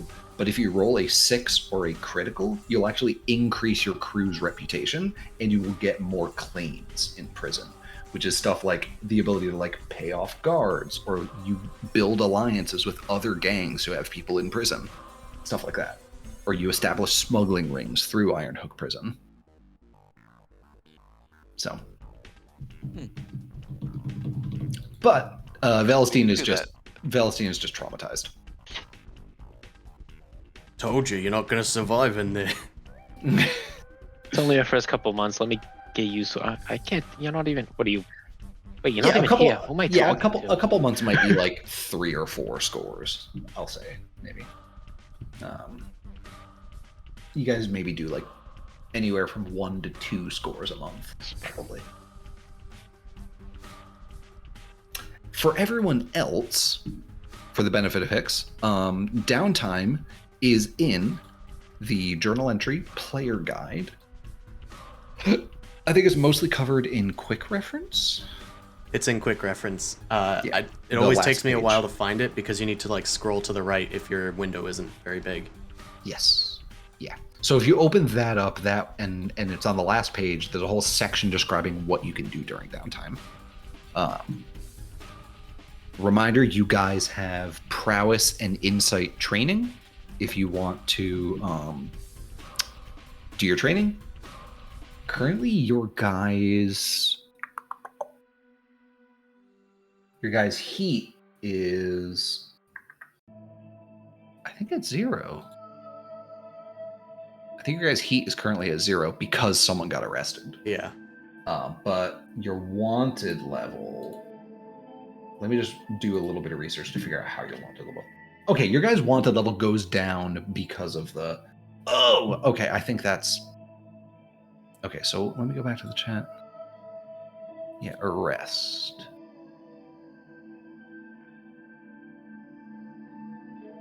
Okay, so your guys' heat did not go down, but your wanted level went down by 1. So you still have, how much heat was it when they made that roll? It was a bunch. 6. You guys had 6 heat. You guys are now down to wanted level 1, but you still have 6 heat on your gang. So I'm just noting that because a downtime activity you can do is reducing heat. Nobody has done it because everyone's like, oh, I want to train my experience and work on projects and indulge my vice. Be But right. like, it is a thing that maybe you get.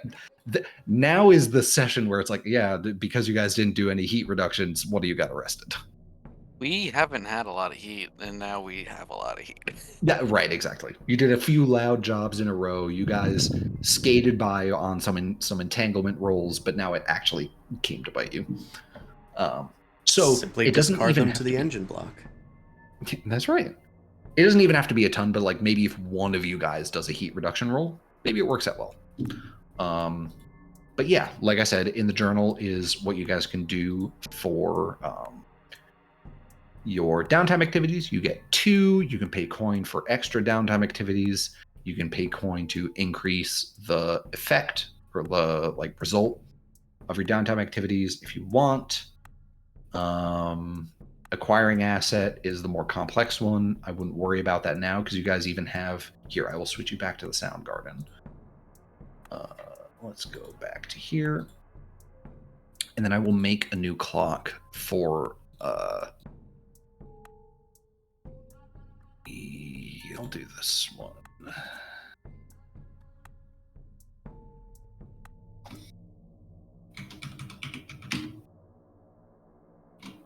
Should have given Velestine that fucking tax book before she went to prison. That's plenty of So time. I can be Andy Dufresne in prison. We could probably sneak it into her at some point. If we want. Yeah. I'm gonna make a Work clock for on it. working on the Sparkcraft carriage. That's the assess the damage clock.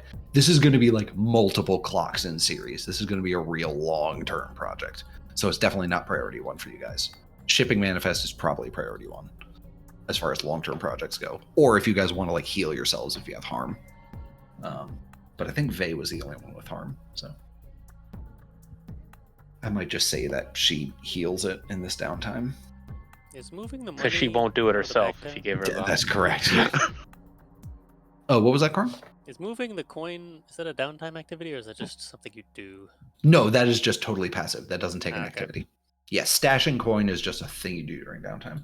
Okay, I'll just do one of that. Okay. I think I will advance the shipping manifest as my downtime. Thank God somebody did it. Yeah, so for enough that, make a study roll, but basically you will use the crew's, you'll use the intern to do it. And Does he have a his, different dice? he does. He is tier 2, so you'll do a study roll with 2 dice. So plus 2 dice on study, regular stuff.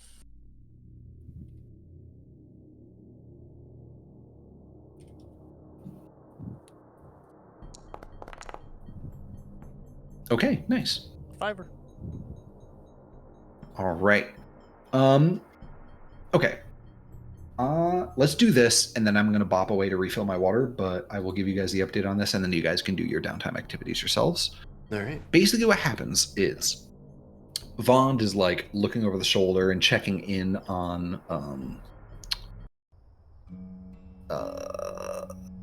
what is his name? What is this son of a bitch's name? Just said it. And I, can I know. Petrie? Porteous Petrie. Porteous Petrie.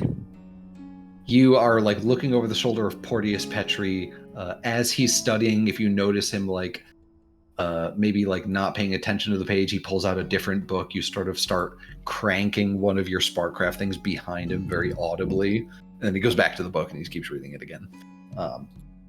And basically at the end, what he tells you is that the only thing that is different about this shipping manifest log is they haven't recorded those 2 extra crates that the shards must have come in. There's no log of those crates being picked up or dropped off. That makes sense. They wouldn't admit to that. Only one person needs to know that they're there. However, what is interesting and different is that you notice that the departure time from the northern city is the same, but the arrival time is a little bit later. It's like maybe between a half hour and an hour later than it normally takes to do that route. The train takes longer to do the route when it's one of these times where it's supposed to be delivering these extra crates. It takes extra time to get to Duskfall, to Gaddock Rail Station. So you're saying it might slow down to allow access at some point, and that's where the delay comes from? Potentially. And that Somewhere could along be a the reason. track. A theory. Yeah. And keep in mind, this train, when it leaves the cities, it is going through the Deadlands. A wasteland filled with centuries-old ravenous ghosts that just instantly tear apart and devour everything that exists in this world. In my mind, it looks like sort of a Saharan desert scape of scraggly dead trees with just lightning arcing both from the sky down and from the ground up. Just Yes, constant. Ghosts the flying upside down. back and forth, haunting Yeah, just wailing ghosts emerging from the ground, shrieking. Yeah, that's the Deadlands. So that is the area that this train passes through as it goes from city to city between the lightning barriers. And you guys now know that it takes longer to travel from its origin to Duskfall on the days where it's supposed to be delivering these 2 extra crates. Okay, I will leave you with that, and I will be back in a little bit. Figure out what you guys want to do for your downtime activities, make your rolls. Like I said, use the dice if you're going to be indulging your vice. Do the indulge vice prompt on the simple roll feature over on the left of the screen.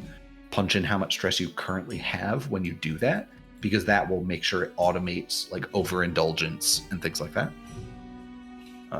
As a reminder, basically the way indulging vice works is you will roll a number of dice equal to your lowest attribute, and then you will remove a number of stress equal to the highest number of the dice that you rolled. If you rolled a number higher than the amount of stress you have, you will overindulge. So if you only have like 4 or 5 stress, it's a 50-50 choice whether or not you want to indulge your vice. Because if you overindulge, something bad happens. Yeah, Just 1 in 6 simply chance roll of bad. overindulging. Yeah, just simply roll like Vel. I only got 1d6. I can do it. Yeah, exactly. Yeah. Yeah, I have Okay. above 6 stress, so Probably the one all- Right. If you have more than 6 stress, it's just always a good idea to indulge your vice. I'm Right. thinking I should probably indulge my vice, but What's yours, gambling? it's gambling. But the thing is, I've also been like picking from the crew's stash, like little by little. Oh, hold up. I'm going to stop you there. Because before I forget, we forgot to do experience for the heist. Ooh.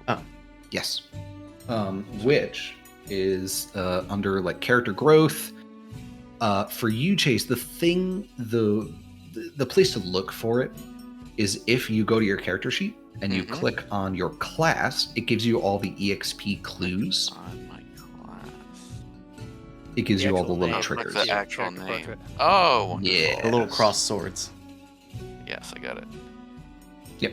So we did desperate ones in the moment, I think. At least I Yeah. did. Yeah, I- you yeah, mark those. I've been during. reminding people. I like to just take Yeah, I care of got those in mine. the moment so we don't forget about them. Wait, where's Um, the clues? Oh, I did it wrong. What I'll say is right off the bat, I think Chase, you definitely get an EXP for expressing your beliefs, drives, heritage, or background because you talked about how you were like doing the sailing stuff. I Yeah, think that this was great. this was way in my bag, so Yep. definitely. I think you definitely get an EXP for that. Sweet. I think you probably get another EXP for solving things in spectral ways. Oh yeah. I think honestly, I'm gonna say that all of you get one EXP for that because you all like whenever you got a problem, like Skov solved his with violence, Velestine tried to use talking, Vaughn used the sleep grenade. Like, you guys all solved at least one problem in a way suitable to your class. And then Makes Hicks sense. gets an extra one because of the background expression. So that's 2 experience. Yes, and that can go as a point. That can go anywhere. It can either go in your playbook or into any of your stats. Whereas the desperate rolls only go into the stat experience. I can get an ability. So Nice. Okay. Having said that, please resume, Chris. I'll be back in a sec. okay, now I gotta look up abilities. Yeah, so The abilities drop down gets you a pretty good overview. I'm trying to wonder if Skov is going to, like, try and keep stealing from the crew, like, because he's a bad person, to, like, indulge his vice, or if he should just, like, stop indulging his vice, even though I could just say I am doing my vice. I could just say I'm holding off because I keep stealing from the crew, and I don't want people to notice that, or whatever. So I'm wondering if I should just maybe keep my stress really high, and eventually get into trauma just because that's fun.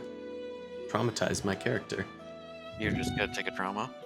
Well, eventually. I only have 2 stress left. I can only push myself once, or help somebody 2 more times before that goes down. Okay, yeah. So But I'm also wondering maybe I could flavor it or something like. so you don't want to indulge. I might not want to indulge, or I might like do 2 downtime activities and then spend a coin to do another one, and that'll be the indulging my vice thing because it'll cost the coin. Because you can always cost a coin or a rep to perform another downtime activity. Oh, okay. I do have 1 coin. It's up to you. Yeah, and then depending on what downtime activity you do, you can spend a coin to like increase the result. That's true. So like if he, well, asset has a different So thing. I think I'm gonna train at least because I'm only 1 point away from getting a level in resolve. So I'll do that. Now, the main ability XP you can't train, right? But what? You The- can train your like playbook? Abilities progress bar. No, you can mark you can mark 1 XP in an attribute or in your playbook if you train. Oh, okay. Yeah. So could do that. Yeah. Don't really need the stress yet. The other thing is reducing heat is a thing we need to do. Oh yeah. I'm that's probably another gonna thing. reduce I heat. forgot. You're gonna reduce Do heat. you want to reduce heat, Matt? Yeah. I don't know what kind of roll it is. If it's so it uh, reset after I went to jail though, right? No, our wanted level went No, down. the wanted level went down. I yeah. think the heat goes down all. He said Well- that it didn't, Yeah. or at least he said in this case it's not. I don't know if that's normally the case, but he wanted to allow us the ability to reduce our heat. I think might have been it. So reduce heat. Say how you reduce heat, and roll your action, whatever that action is. Reduce heat according to the result level. It's either 1, 2, 3, or 5 on a crit. yeah, you could RP out a reason for why the heat works better.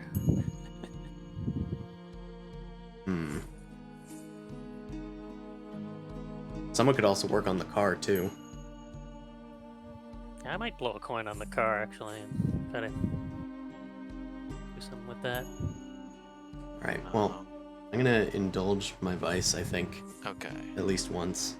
Maybe I'll spend So- coin to increase the effect or something. Is the heat going down?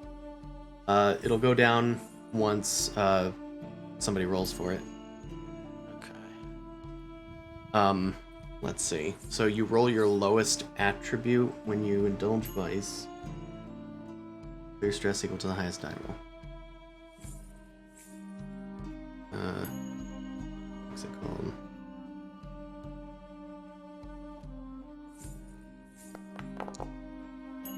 Okay. Wow. That really made me feel better. Good old gambling never fails. Yes! Yes! Gambling fucking rules! Go, Seabiscuit, go! Yeah, maybe after they took the, like, after they threatened our dogs, maybe I want to spend some extra time training the dog for dog fighting or something. And then I joined them in the pits and, I don't know, made back, or I had fun. You don't get coin from indulging your voice or whatever. But That's correct. The But I house had wins, fun. you are not the house. You had I- a good time. I had a real good time. You walked into the casino and was like, I'm ready to lose 2 coin.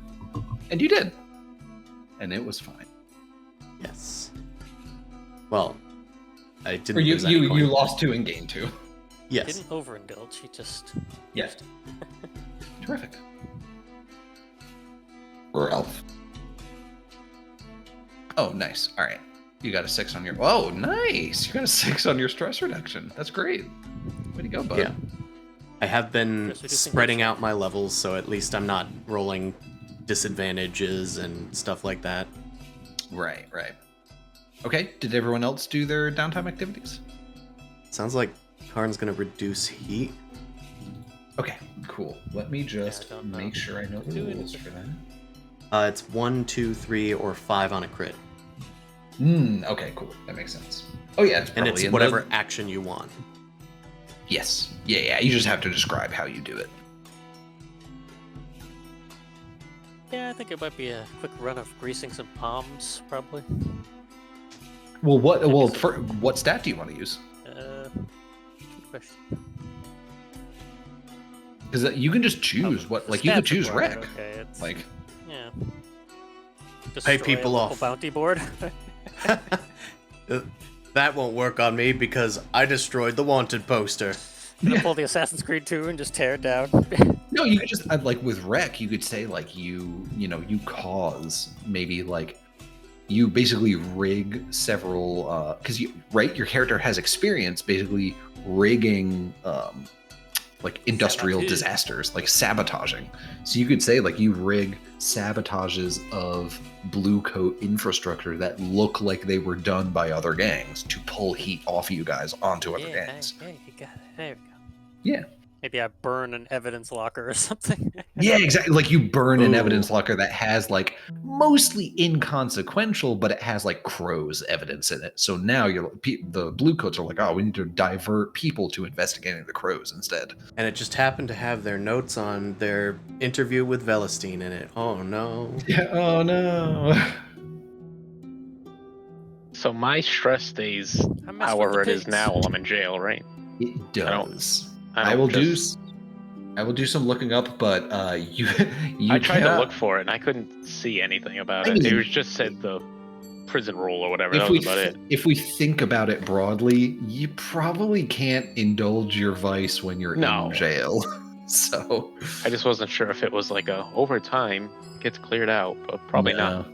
'Cause you No, I probably don't think so. Maintain stress in prison. Because you're also not gaining it, right? You're not going to No. gain additional strain Right. while you're in prison. So Yeah, I don't think It's your a s- stay was not stressful either. It seems My pretty- vice it was was actually great. Velestein also isolation became and traumatized. meditation. So I did, yeah. ooh, nice. That's a good one. Sweet. Yeah, do I roll something for the heat reduction, or is it just like a fixed? Yeah. Yeah, Oh, you roll no, any action. You roll Okay. whatever skill you decide. The So like action you'll itself. Okay, you'll just do. So you could either do you could just click heat if you want and don't care about the position and stuff, or you could just do a fortune roll using heat. Either way is fine. there's no roll for that. I guess it would have to be fortunate. Okay, well. If we're using rec, then it would be my rec dice or just. Yeah, If yeah, you're the number using- of your skill. Okay, Yeah, your rec 3 skill, the dice. number of dice for it. Yep.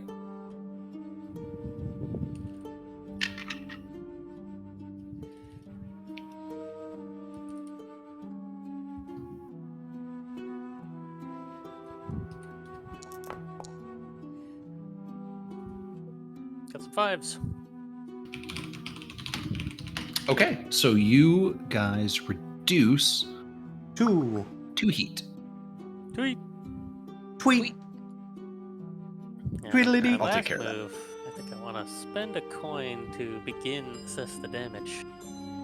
Oh, you could spend a... Oh, sorry. There's a downtime. Yeah. I thought you were going to use it to increase the effect of your heat reduction.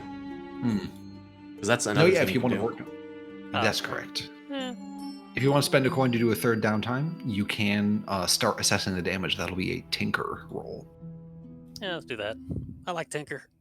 Yeah. Yeah, you're certainly the person most suited to assess the damage to this automatic Sparkcraft wagon. Man, what did Scoff do to this thing? Oh, God. It sucks. I wrecked Alright. it. I'm gonna give you guys 1 tick on that. Very I'll do generous. a 1, 2, 3 system on this, but maybe at Phase the one. later stages, if you don't get at least a 4, 5, or 6, I might not give you any progress. You're 1/3 of assessing the damage. Shit's fucked. Okay. Is Yeah. there is there Yeah. any complication or... No, this is just a fortune roll. Oh, This is working on a long-term project.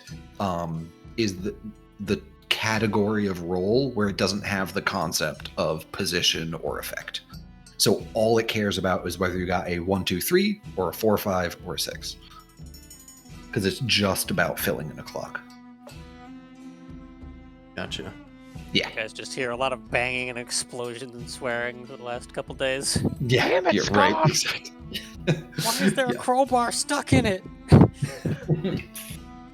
Why is it always blinking? Been looking for that. I didn't have it for my last heist. It's just got that door open buzzer the whole time. Like, stop! Excellent. All right, everyone else done with your downtime activities? I have one more. Okay. I've just been reading abilities right now. Oh yeah, because you still have an ability to get, right? Yeah. So. Yeah, so just as a reminder for that, you basically, everything with the W in front of it, you can get, and then just the question mark will explain what it does. Yeah. Right. And I'm like, oh, veteran. That's at level 3 or something. What's a veteran? No, veteran is you can take it 3 You times. can take it 3 times. And Okay. when you take veteran, you take a skill from another class. Yes. If I'm being honest, I would not. I would advise not taking it until you've gotten a couple of your core class ones, because that's like really where it gets into like complicated stuff. Because like Right. if you choose to take veteran, now you have to look at every other class's. I know. Well, I total was of doing abilities. that, which is which was too much. I would just advise not doing it generally, but No, Yeah. there's definitely. I think I'm just gonna get. there's cool Will. whisper stuff if you want to do whisper things, you know. So Yeah, I think I'm gonna get Iron Will. 'Cause Careless It's like a whisper and ghost. whatnot. right, you can play the saxophone. Yeah. Actually, if it's a like careless whisper, then we're probably gonna have to use a theremin because it's ghost related. Yeah, that's right. everyone do it. That's right. Yeah, it adds to the effect. And I think I'll also reduce heat. I'm trying to think of a way I would do that. I could probably do a prowl roll to kind of lay false tracks or like plant evidence on people. Hey, what about this? I'm going to offer you this. All right. What if you used a tune to basically sort of finagle some connections to there's occasionally the blue coats get reports of like persistent ghosts or like bodies that have not gotten cleaned up by the spirit wardens. You sort of finagle the way, be like, hey, for free, I'll help you guys take care of some of these ghosts. Just, don't pay as much attention to the Midnight Encore. Okay. And I'll curry some goodwill. with the blue coats, yeah, The by blue helping coats. them quell some ghosts. Yeah, we're real stand-up citizens, and we do good stuffs, okay? So I'm gonna Yeah. attune these Hey, ghosts, listen. and they're gonna go away. Listen, you could work overtime, or I can help you out with this, and you don't even have to investigate my You gang. don't even have to You can investigate. take an extra vacation day. Take more vacations than you need. Never come back. In fact, I'm That's gonna right, do- yeah. I'm going to attune right now. And this is no, it's just an attune roll. Yeah, just do a raw, you can, Okay. so what you can do is you can click on the dice, the simple roll, and you can do a fortune roll with however many dice your attune is, which is 3. So you can just do a Okay, 3 dice great. fortune roll. Wonderful. 3 dice fortune roll. Yep.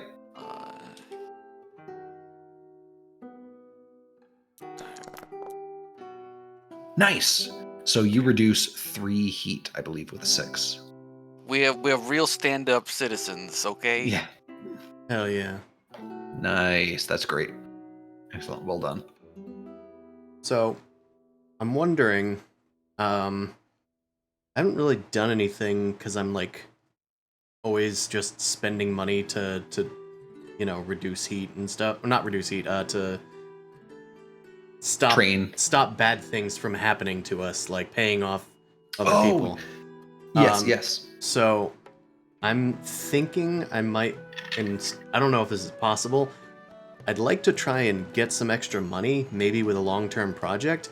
And I was thinking maybe it could be getting into like some sort of underground fighting ring. Ooh. Getting, instead of watching dogs fight, getting these, my own dogs barking. So we're gonna have an underground fighting, So there's underground dog fighting, but It's beneath that. It's underneath It's the dog underground fighting ring. people fighting. Also, that's below the horse fighting, not horse fighting, the horse racing thing. So there's the horse races, then below that is a dog ring, and then below that is a fighting ring. And below that is Satan frozen in his tomb. The gambling layer cake. That's right. Let me look through the factions real quick to figure out who might be running this fighting ring, but I think that is cool. That will probably be like a 4-part project to get your way into this fighting ring. But I might say like every time you complete the 4-part pie, you get a chunk of money. Okay. Like I'm gonna maybe say that it's like it's a recurring thing where it's a long-term project. I might even say 4 coin because it's gonna be a 4 slice project. So like every time you complete the pie, you get like 4 coin. Ooh. What if every time I complete the ring, it increases the amount of coin? So it goes from like 2 to 4 to 6 or something. What about this? You do the first one, it's 4. The second one is 6, and it gives you 6. The next one is 8, and it gives you 8. Like the pie gets more slices. Like it's harder to accomplish each time. Okay. But it gives you more coin. Sure. It's 1 for 1, but that's fine. Yeah. Just something to represent, I'm winning bigger now. Or maybe it's for the 6 it's 7 and for the 8 it's 10. Maybe something like that. We'll give you a little bit more of a bonus. All right. I mean, or maybe actually what I'll do is we'll increase it each time. It will increase for sure, but like because the thing is if you roll poorly, you will backtrack on the clock. Okay. Yeah. This will basically be like your ranking in the fighting pits. Awesome. I guess it doesn't I can decide later which faction runs the fighting pits. So let's just make one. What if we ran the fighting pits and started with lower coin or something because we're a weaker tier? No, it's someone definitely has fighting pits already going. Fair. It might be the Bill Hooks. That was who came first to mind, but it might also be someone else. So I'll call this fighting pits rank. We'll 0 this.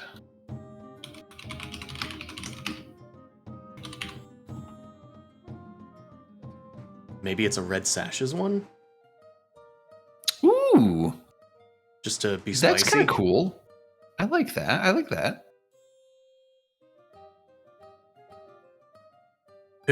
You got those wimpy knives that are all curved and quick.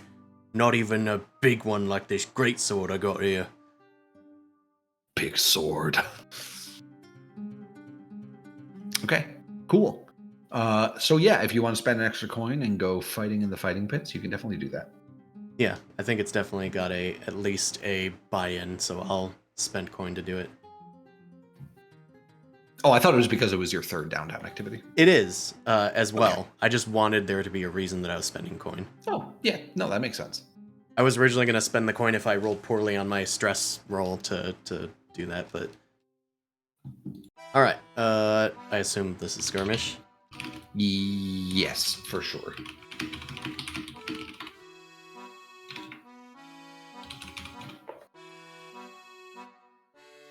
Alright.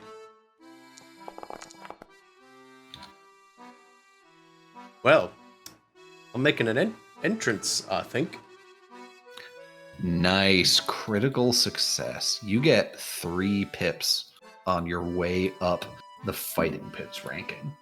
You actually, when you enter the ring against the first combatant, it's like a guy from the Bill Hooks. He's got like a little like a cleaver in his hand. He's pretty new. He got off pretty easily on his first fight, just like slicing the guy across the stomach, and then he just kind of fell on the ground with his intestines falling out and just bled out. And he raises the cleaver. He sort of embraces the cheering of the crowd because he's the favorite going in. And you just, with the superior reach of your crowbar, just swing it fairly casually right into his head and just knock him out. And you immediately take him out. Oh, was I supposed to put up more of a fight or like make a show of it? I'm terribly sorry. Did the fight start? Oh, I'm sorry. Yeah, you knock him out immediately. This guy is done. The down backwater crowd just starts scrambling, changing their votes or their investments. Yeah, whatever. the bookie is overwhelmed, and going into your next fight, the odds are 100% on you to win. Everyone expects you to win for the next fight. They like me. They really like me. Awesome. Love that. Sorry, Scov, you're winning too many fights, so we gotta kick you out. Oh. All right, I just got rid of all my stress. Let me do some GM rolls. I can put bets on myself, right? No. Oh. Hey, if you make your own rules, go for it. I bet me 1 coin, me win. Me do it. Okay. Oh, I lost. Time to bury my coin in the backyard. Quick question. What's gather forbidden knowledge? What was that? I am It's going called to do reading that the right rule now. Let's do Look at death. that. And I don't know Ooh, Bazo's patience okay. either, but Bazo's patience was because one of the jobs you did was on Lamp Black Turf, and you guys did not pay Bazo. And so because he is already, the Lamp Blacks are not on good terms with you guys, his patience is about to fill up, and if it fills up, he will basically consider you guys enemies. Gather Forbidden Knowledge is the second stage of the Cult of the Empty Vessels projects. The first one was Gather a Flock, with which Vey helped them with. She helped recruit new members.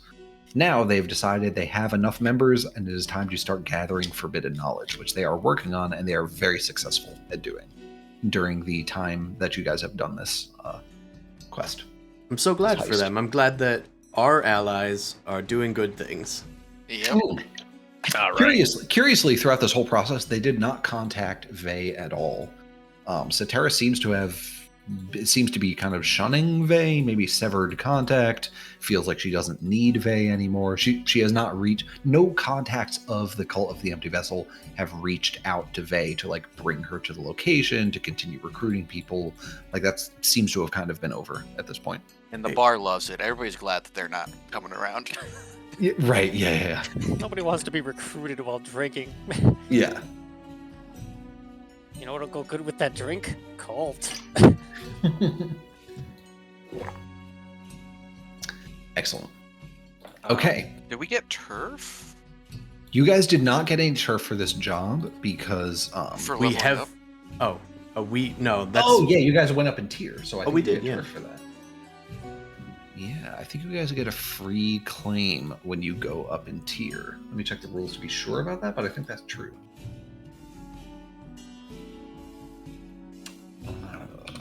Claims. I just saw it said turf at the end of the, list. I figured that's what we get. Oh, where The reputation meter. It just says turf. oh, the rep meter. Oh, no. That is how. So you might actually not get free turf. That is because the more turf you own, the easier it is to level up your. Yes. Oh. So because you guys own one generic turf, it costs one less rep for you guys to go up in tier. Yeah, that's what I thought you were asking. If we had turf, yes, we have gotten turf before. Yes. You guys, that is Delph's card game, which is a illegal sort of card sharking game that goes on underneath a mushroom tea shop, and you guys own that business. Like you get protection money and you scrape a little off the top. That is the sort of income that you had been washing through the bar's books prior to this session. Gotcha. And But now beneath maybe- that maybe is you- the horse ring, and beneath that is.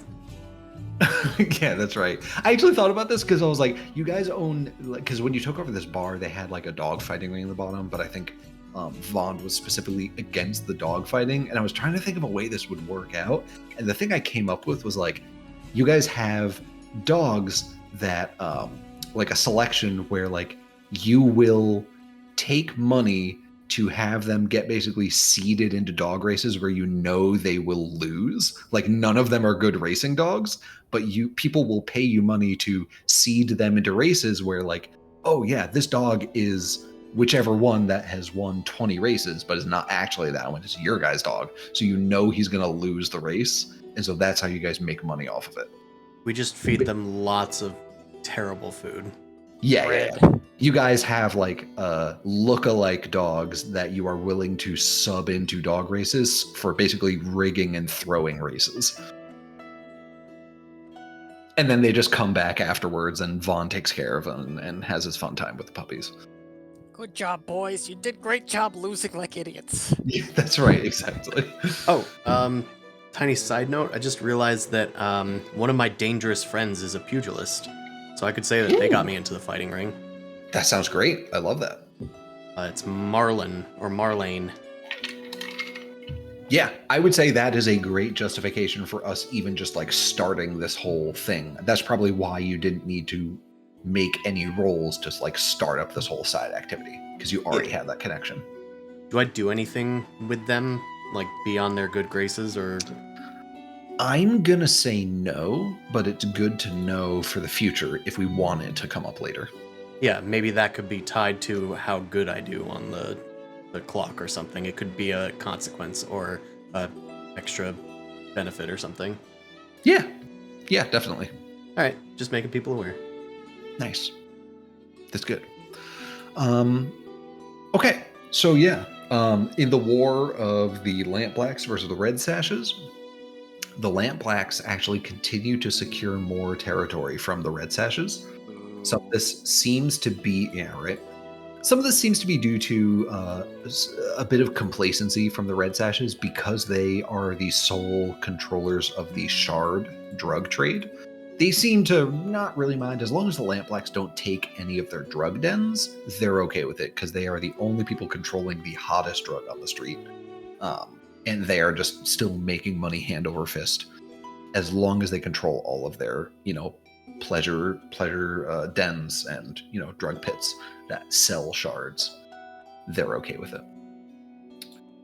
Okay, so we are getting closer to the end of the night. Another heist.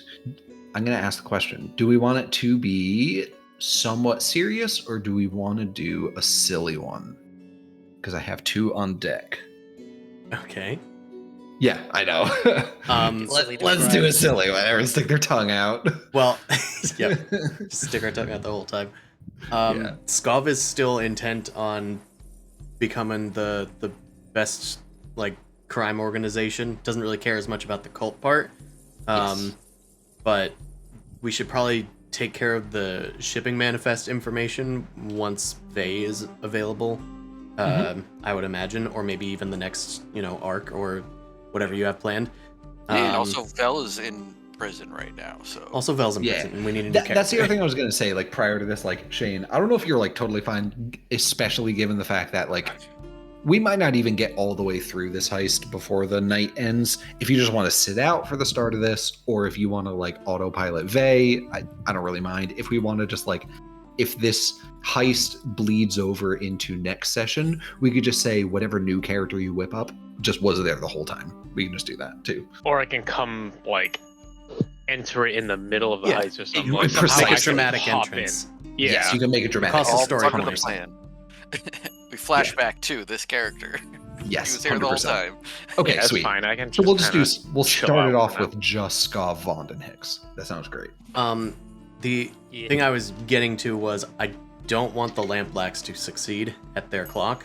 I'd like Okay. to keep fighting back against that. If that Do is something against the Lampblacks. Okay. that's probably always going to be Skav's like option because he's just like I want to push back against territory. Yeah, No, yeah. The we don't want Lampblacks, the anyone getting too Crows. strong, honestly. So it's fine to like. Got to shove our siege weight around. The war, essentially. Yeah. The other thing is Bazo's patience, but I mean, it's also not our problem. That's Velestein's problem. Bazo wants Velestein. He can go get her. Yeah, she's the. You can go find her. Everyone knows where she is now. Nice. I picked up okay. your bail. Son of a bitch! Damn it. Wow, I can't believe that we're sharing this prison cell. Amazing, it's a co-ed prison. I thought this was a women's prison. Oh no, I could own identify a pair of as fake a woman. boobies. Just like he paid her bail, Yeah, and then she like she gets on the like Oh, that's goat-drawn good. wagon, and then it's just like Spider-Man, Kingpin, Rectangle Man on half of it, Tiny Velestein, and he's like, "So, you want to go out for no?" I want to go back to prison. Yeah, but Put me I mean, back in. I just paid your bail. You think you'd maybe no? Oh, I forgot he talked like that. Yeah. Howdy.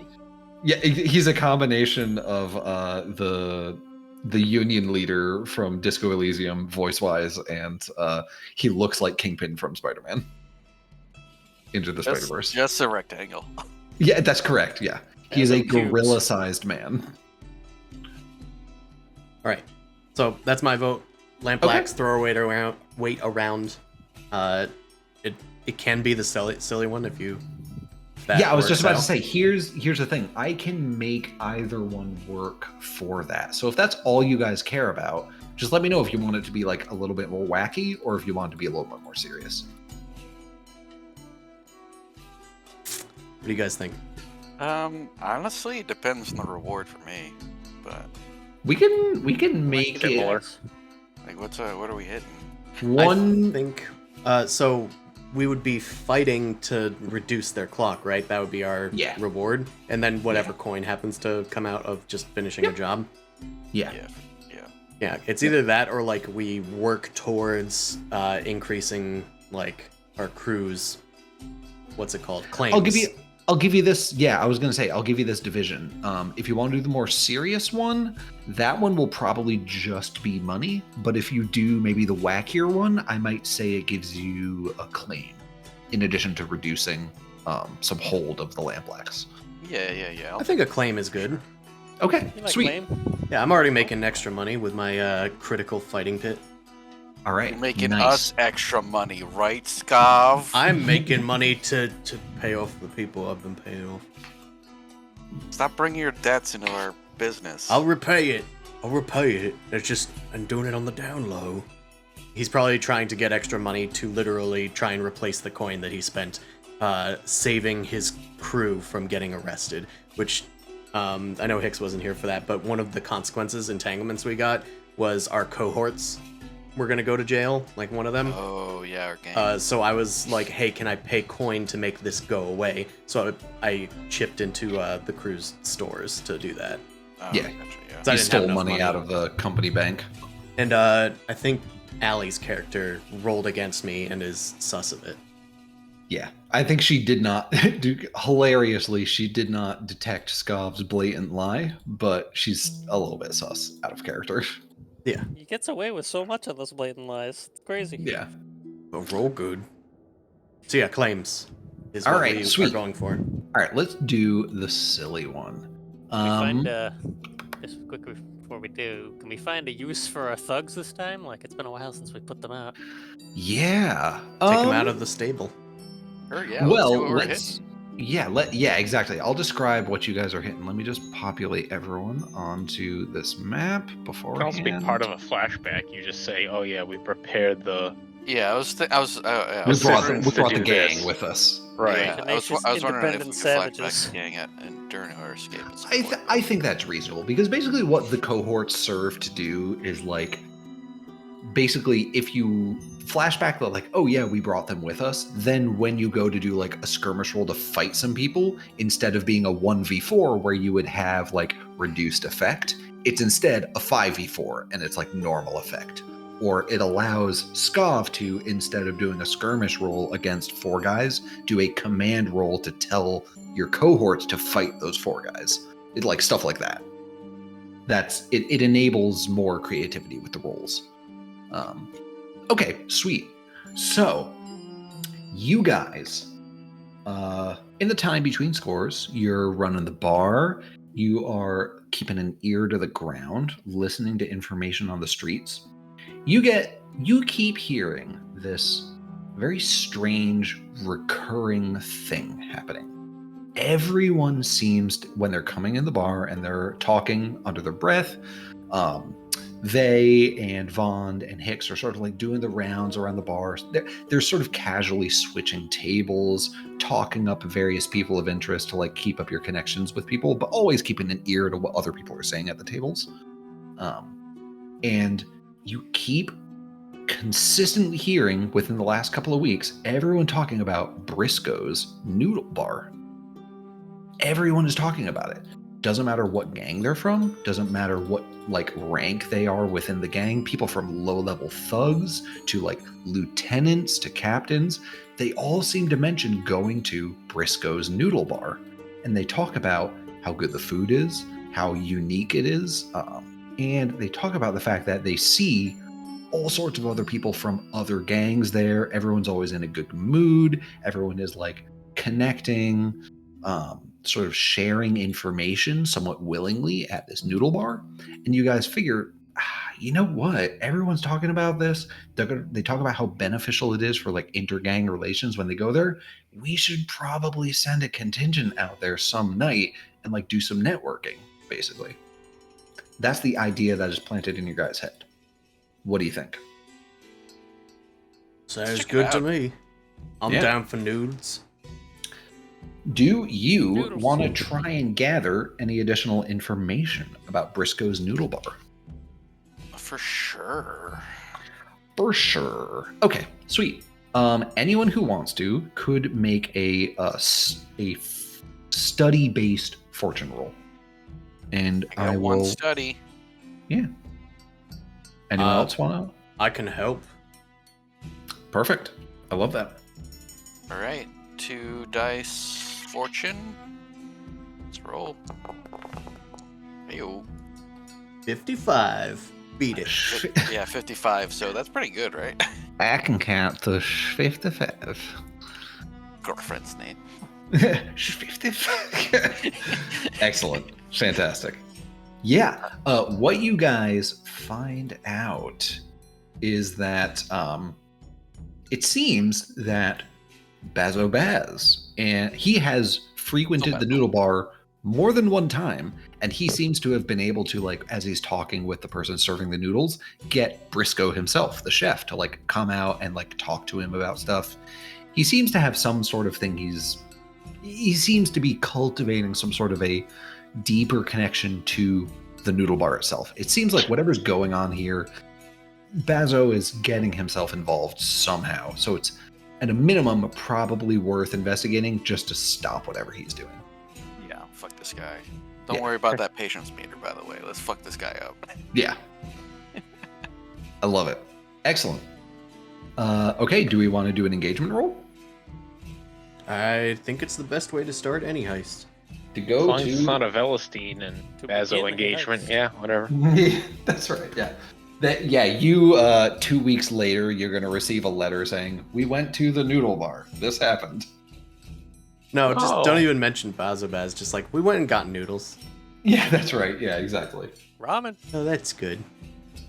Okay, so let's build us a roll. All right, you get 1 die for sheer luck. Is the operation particularly boulder daring? I'm going to say no. Does it expose a vulnerability? No. Do friends or contacts provide aid or insight? We didn't No. ask. Yeah. I mean, do Well, any the of thing you is, guys... a lot of people know about this place, right? I'm sure we've heard it from somebody we know, since every gang goes there, right? Yeah, why the hell not? I'll give you an extra die. Target's lower tier district modifiers. This is in the docks, so I will give you another die. Is the operation overly complex? No. Is the enemy strong? No. Are there enemies and rivals interfering? There will definitely be lampblacks there, so -1 die. Is the target higher tier? They're the same tier. District modifiers, none. Okay. We have a 2-die engagement roll. What's the location in Duskfall? I am going to say it is in the docks. We love the Get docks. tacos. Yes. It is a noodle place that is sort of on the edge of the docks. Oh, nice rotation. Good Dude, stuff. sick Didn't know I could do rotation, this. Dude, Go sick barrel roll. rotation. That's awesome. Belsky, no! The clouds got her! You're gone! She's off in the clouds, yeah. Okay.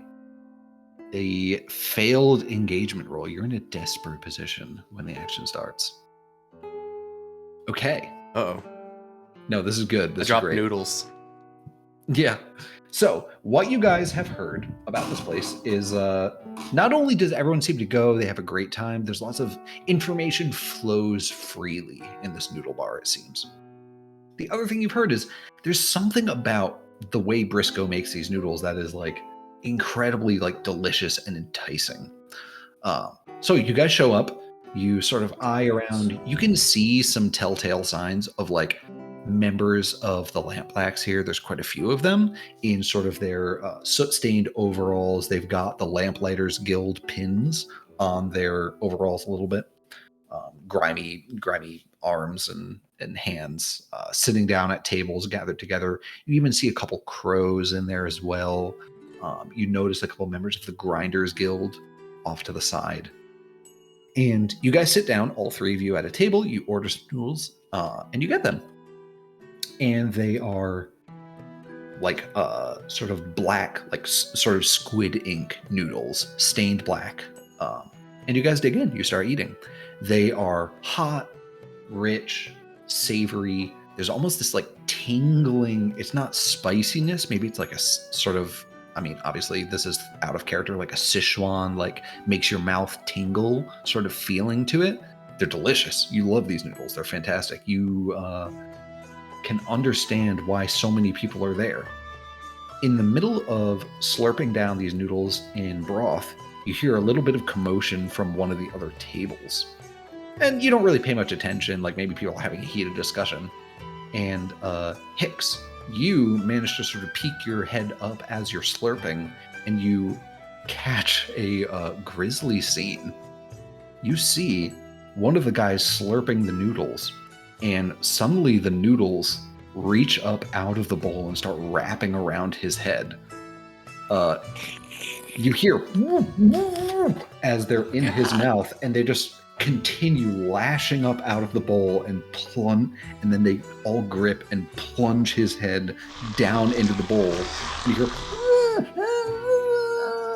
as you hear from the hot boiling, not boiling, but very hot broth on this man's face as he's being pulled down to the table face first into this bowl of noodles. You catch out of the corner of your eye a similar thing happening elsewhere. You see a man's arm as he's pulling up his chopsticks to grab the noodles. The noodles lash out, grab his hand, and plunge the chopstick straight into his eye.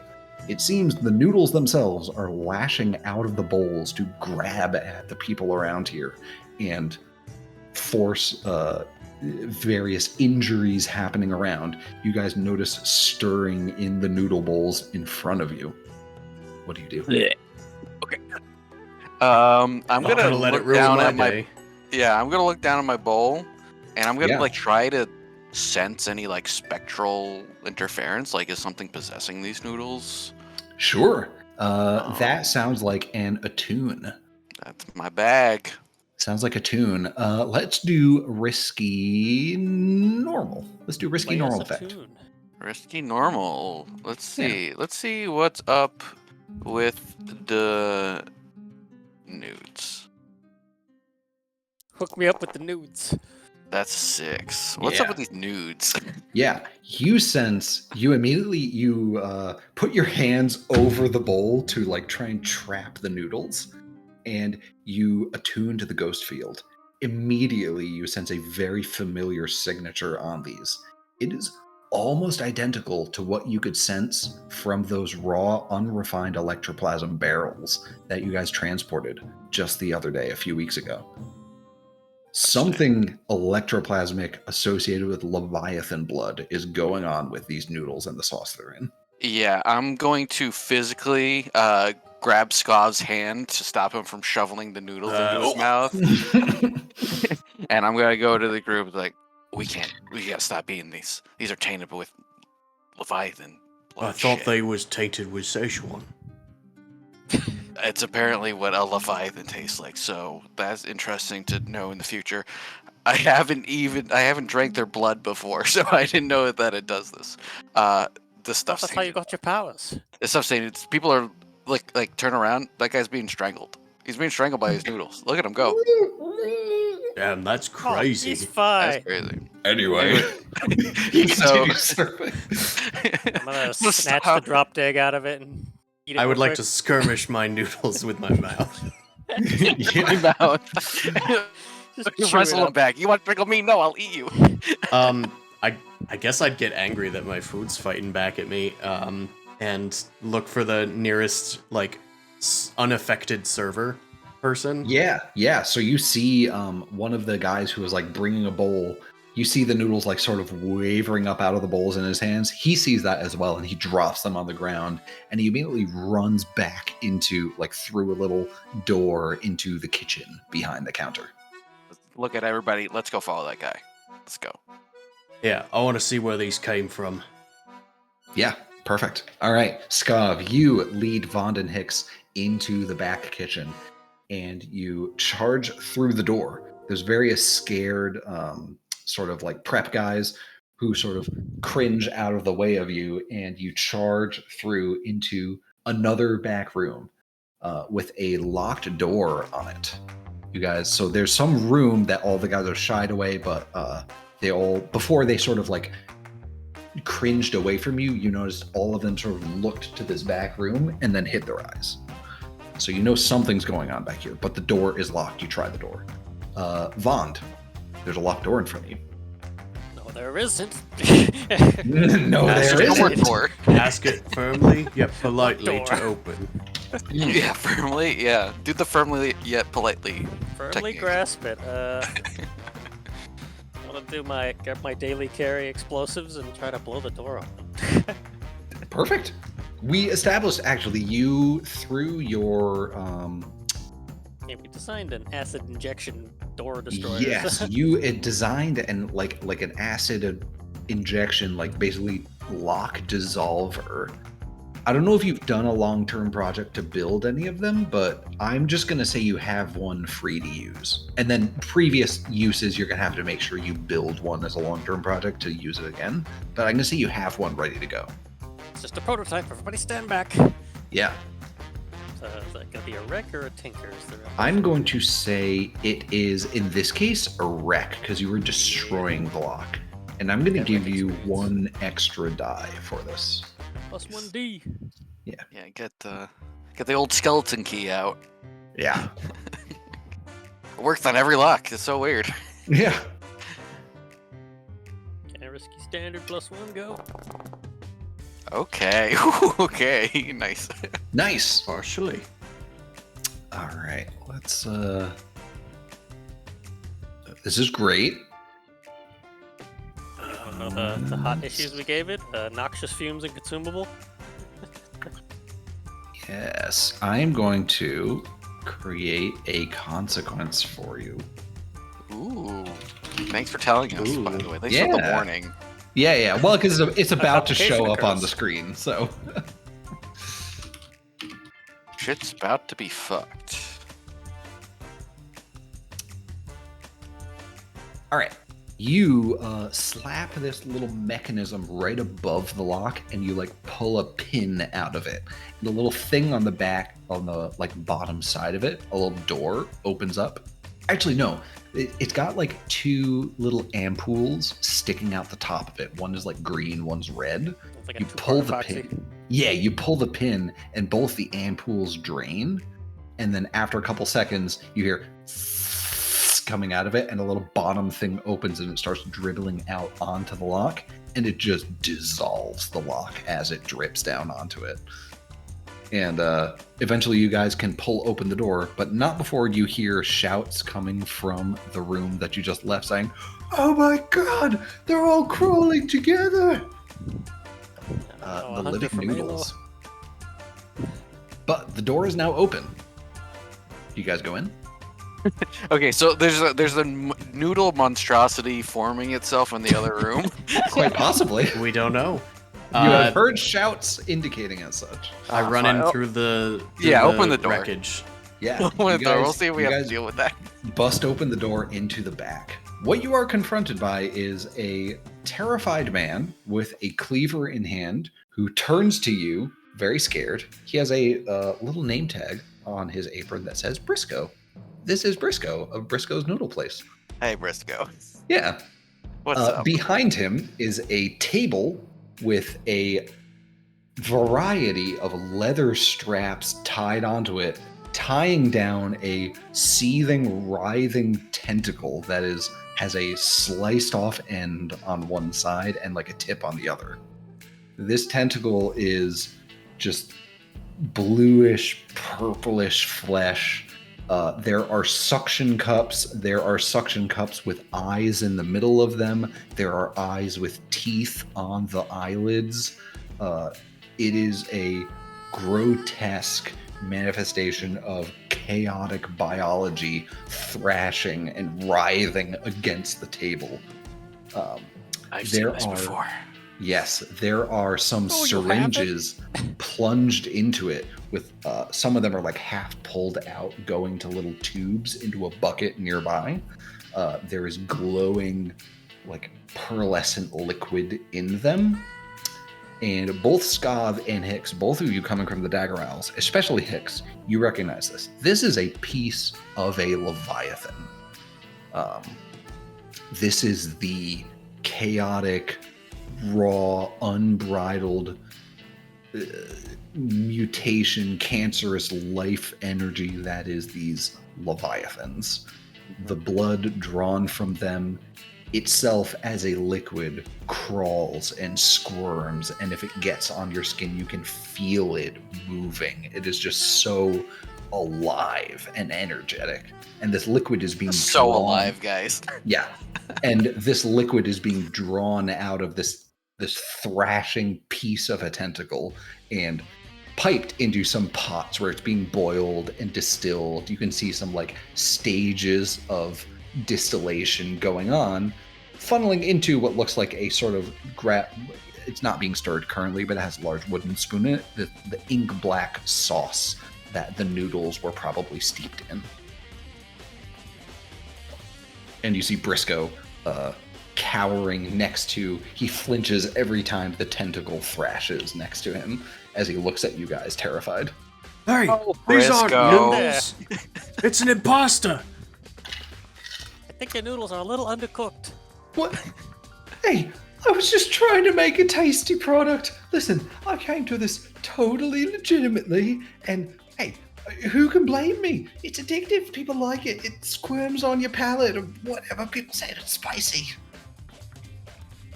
We're taking you down, Briscoe, and we're taking this thing back to the waters. Oh Free no! Willy. Please. Did Bazo set you up for this? What? No, he didn't set me up, but he certainly invested in the operation. So Bazo knew this god's forsaken Leviathan penis was here? What? Hey, listen. It's all on the table in the sake of flavor. Am I right? Well, the All tentacles on the table. all the noodles came alive and they're killing people. Oh, You no, did it's know gonna that your ru- noodles are currently killing people, right? Yeah, you're aware of that. His Is this a face new darkens. Oh, this is going to be terrible for my ratings. My Yelp reviews. All right. Hey. Yeah, there is this thrashing Leviathan tentacle in front of you guys, and the downcast face of Briscoe next to it. Briscoe, I'm gonna do you a solid here. I'm gonna take care of the ghosts haunting your noodles, but you owe us. Okay. What do you do? I'm gonna go and kind of, I have to use my ghost busting expertise here, Who are you and gonna call? you know, I got my mask in a bag on that I keep behind me. It's like, I guess we're gonna go ghost button. I'm gonna try to unpoltergeist the noodles. Ooh. Okay, how about this?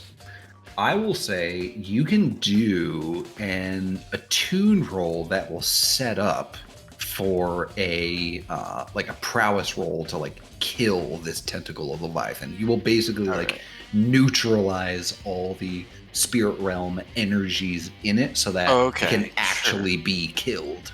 Because right now, Yeah. it's like this is a severed piece of a tentacle Leviathan that continues to live because of the raw amount Right, of energy and in like it.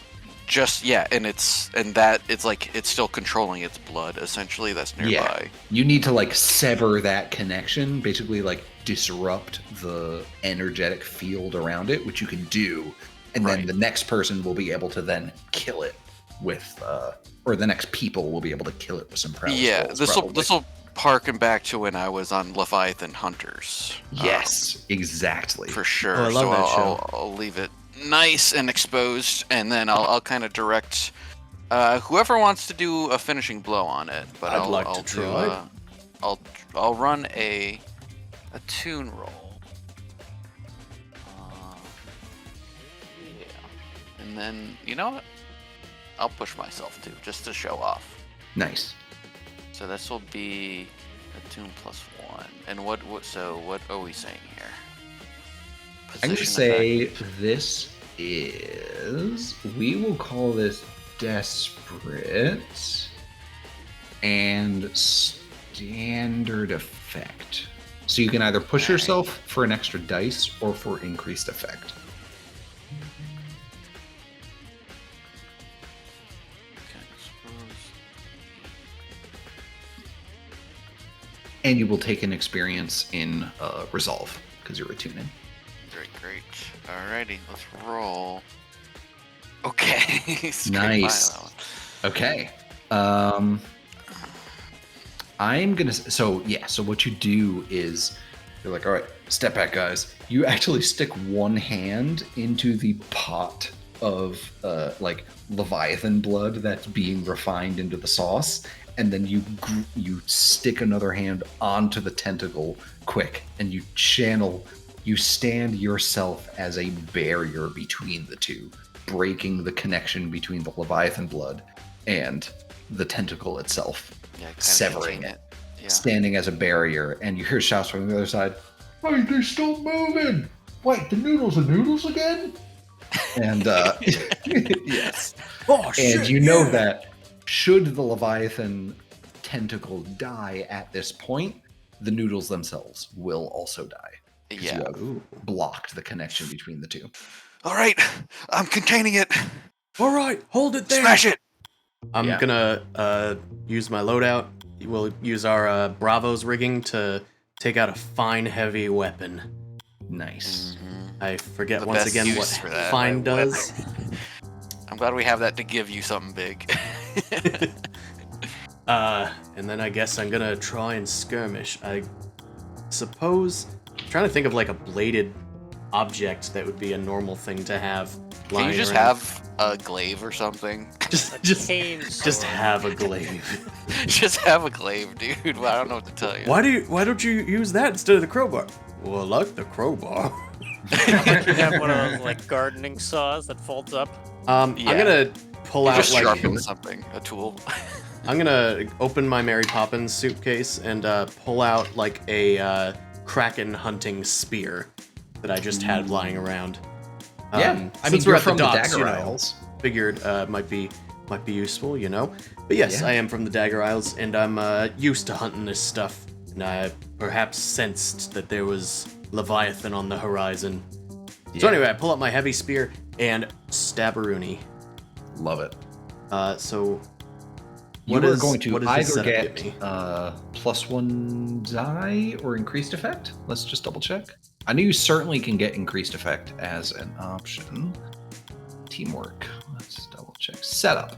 Yeah, you can either get +1 effect or improved position on this roll. So I would say this is baseline a risky desperate. So a desperate something. Desperate. Oh, sorry. standard. Yeah, sorry. Desperate standard. Yes. All right. It's desperate, desperate, desperate. Well, Yeah, it's I- it's just straight up desperate. Yeah. we like desperate rolls in this house. I think that it should probably increase the effect, because if we stab Yeah. it now, it'll fucking kill Yeah, it. it'll probably take a decent amount of effect to kill an entire tentacle. So Yeah. So vect it up. Yep. And then I'm gonna push myself. Okay, nice. And make sure you mark your experience and prowess. Now what does fine do? Does that give me a die or something? Fine, I believe, increases effect again, so it will be basically 2 levels up. So actually, you could increase your position. You can make it risky instead of desperate, or you could just go for mega effect. Could I add another die instead? I'm gonna say yes. Then I will. I'll do a desperate roll. Because you push yourself, right? I'm pushing myself. Yeah, so you could push for the extra die. The fine weapon gives you extra effect. Yeah. And then his setup increases the effect again. Sure, yeah. Because like you kind of want it to be desperate, so you get the experience, I guess. Yeah, that's what I want. That's I'm basically leaving that up to you. I'm gaming the mean- system. I would prefer experience rather than succeeding immediately. Yeah, 1 extra level of effect will be enough to kill this thing in 1 shot. So going beyond that is still fine if you want to still get the desperate experience. If you want to gamble on that. Yeah. Incredible. 666. Yes. Satan. You smash this thing to pieces. And this was this with your crowbar? Oh no, this is with a spear. This is with like a Leviathan hunting spear that I pulled out of my Yes. pant leg. Yeah, you pulled out this Leviathan hunting spear, you pin it to the wall. I'm glad you It- brought that today. Yeah, it wriggles a little bit. You actually pull out your fine crowbar, which is, as we said, it's basically been soaked with Leviathan blood, but you don't really understand what's happened there. You just think it's lucky. And the last few wriggling bits you smash with your crowbar, and they kind of actually sizzle and sort of burn and singe and like vanish a little bit. They go like, and they sort of evaporate a little bit. Yeah, that Picture it St. doing that Elmo's thing, fire's like, doing when the you- work. Yeah, behind him, Vond, you actually hear the door open, and you turn around, and you see a couple of guards, or a couple of the lampblacks fighting a tentacle thing that was previously there. You see it immediately go limp, this like a mass of noodles. You see it immediately go limp and fall to the ground, and then the lampblacks look at you sort of dim-witted, and you immediately grab a couple of grenades off of your bandolier, throw them in their faces, and knock them out. And you guys are able to overcome not only the Catch. obstacle that Skav took care of, but Vond very easily just sort of turns around and takes out the 2 guys who are about to come into the room as well. Can I flashback to do a joke. Depends. What's the joke? I'll tell you how much stress it costs. When Hicks said, "Good thing you brought that," I'd like to instead have my spear be a trident and say, "You said to bring a fork for the noodles." Okay, that'll cost 1 stress. I'll take it. You said to bring a fork for the noodles. You know I can't use them chopsticks. Incredible. Just picture that thing that when if you kill an octopus, it loses all its color because it's all muscle memory. Oh, that's cool. So, Right, like, yeah, kill yeah. it and just like turns white. Yes. So, you guys either knock out or chase off all the other Rabble Gang members who are here at the noodle place. You guys sit down Briscoe and give him a stern talking to. He had, through various illicit means, come into possession of a sort of severed but non-terminated piece of a Leviathan tentacle that he was sort of using as a source of small amounts of Leviathan blood that he was distilling and mixing into a sauce for his noodles. Hey, bud, how'd you get it? Yeah, right? Creating noodles that were sort of spicy, invigorating, delicious, and that was sort of jump-starting his little grassroots business. He got it through, all he tells you is that Bazobaz helped sort of grease the wheels for him getting a hold of this, and his only requirement was that he give a discount to lampblacks who came to the restaurant. So you guys have told him, hey, number 1, you can't do these Leviathan noodles anyway. Number 2, believe in yourself, you're a good noodle chef. Number 3, you give a discount to our people now. The secret was never in the Leviathan shit. It was in that pepper sauce you used. Focus on that. That's how you make good nudes. That's right. So, you guys, let's do entanglements. Basically, the win is you guys have now, we are going to treat Briscoe's Noodle Shop as the informant's turf, which you guys will now have.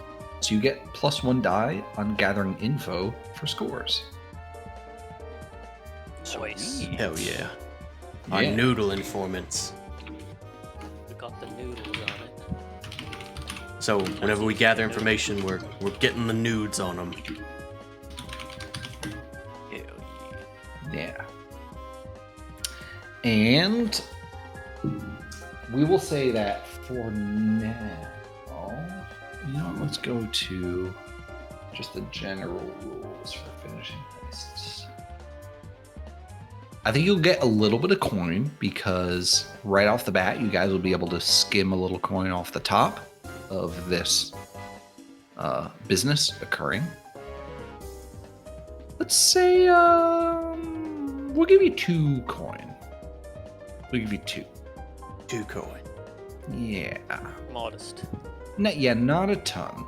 Because you guys also got turf and you're also going to decrease the position That's of fair. the lampblacks. We'll just dump it in the coffers then. Yeah, there's not enough to spread around. I would just say put it in the coffers. Yeah, for sure. Good, we did it. All right, you guys will knock 3 off of the lampblacks versus red sashes. And let's do the actual official list of things. All right.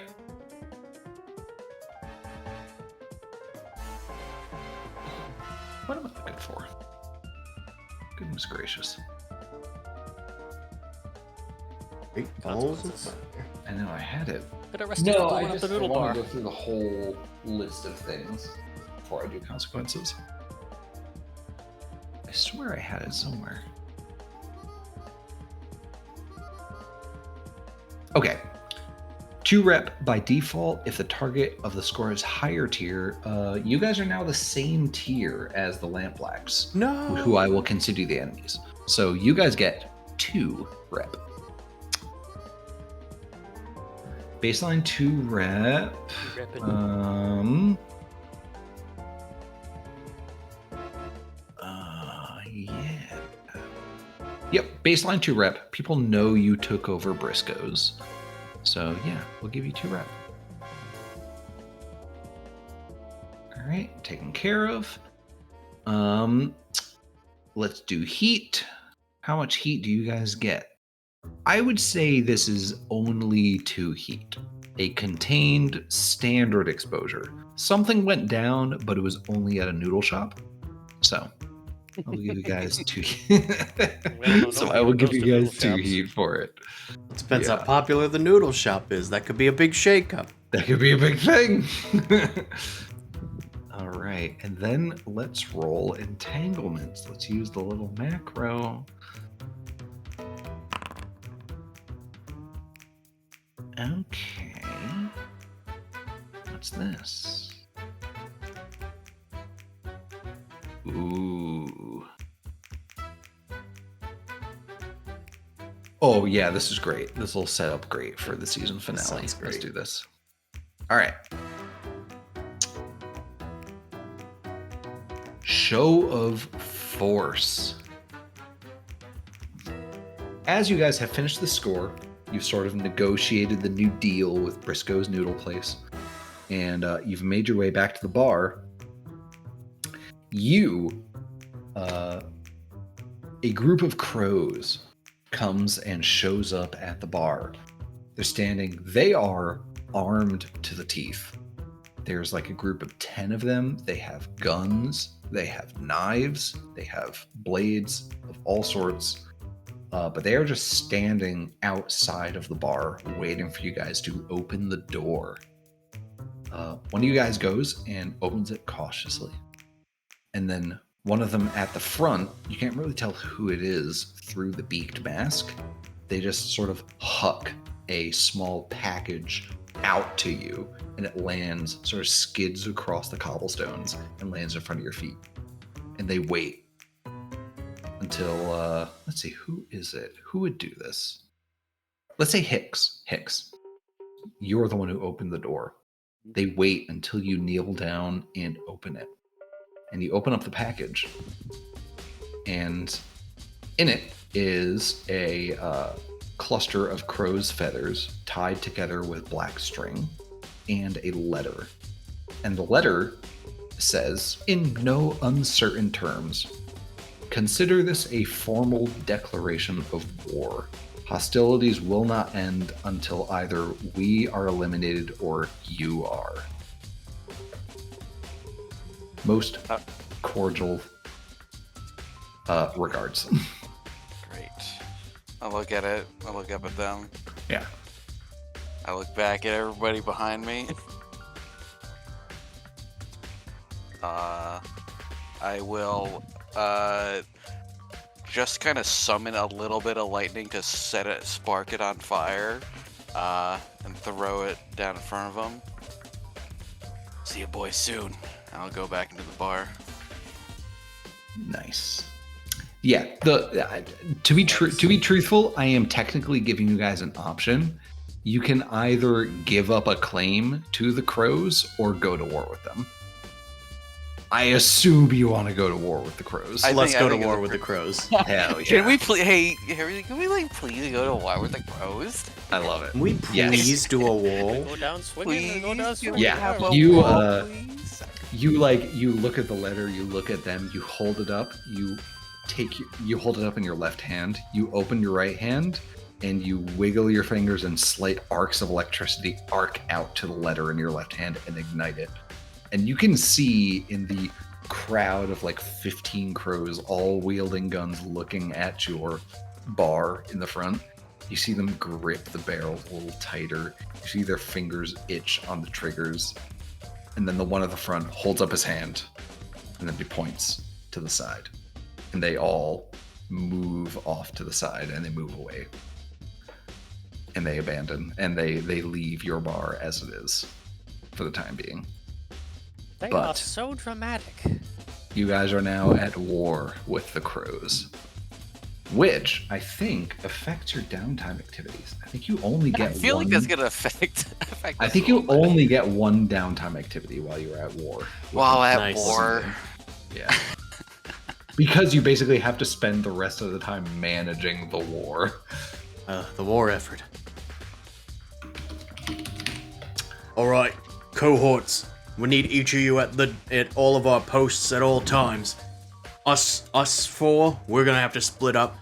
Make sure that one of us at least is at each of our holdings, and we can set the alarm if the crows decide to strike. We need to set out fingers that'll wiggle whenever the crows make any moves.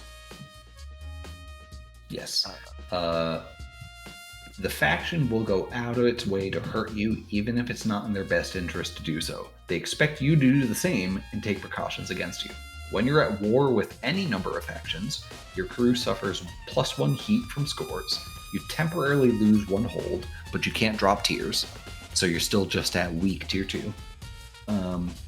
And you only get 1 downtime activity. Yes. You can end the war by eliminating the enemy or by negotiating a mutual agreement.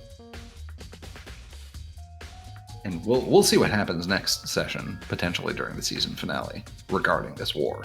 But you guys have entered war with the crows, and you get 1 downtime activity now. Hell yeah. Look, You can let's still do that. spend coin to get additional, but you get baseline 1 free downtime activity. Hey, let's fry up some chicken. Oh, do we get a XP as well?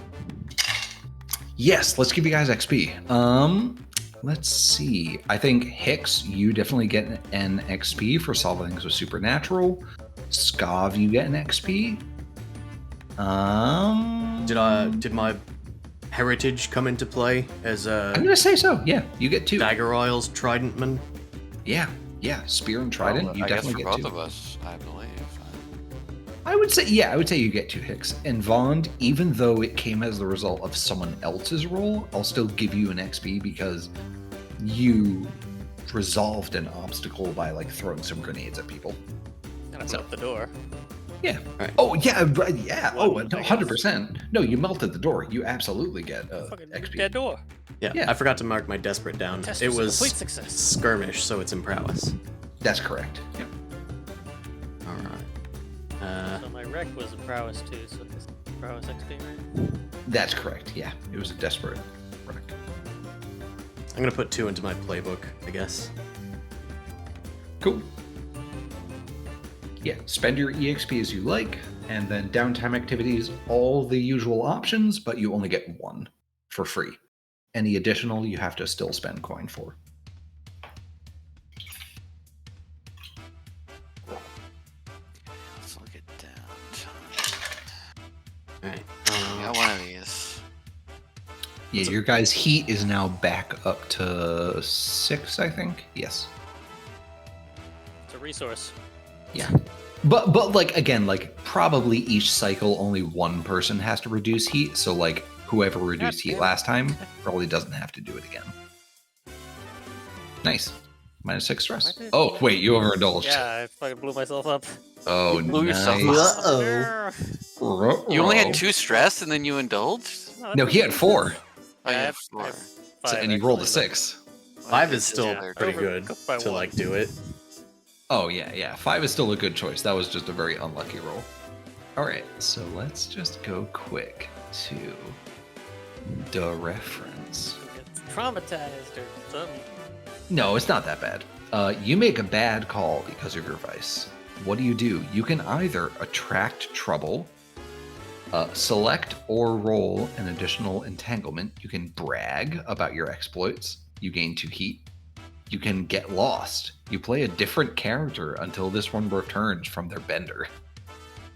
Or you can be tapped. Your current purveyor cuts you off. You have to find a new resource for your vice.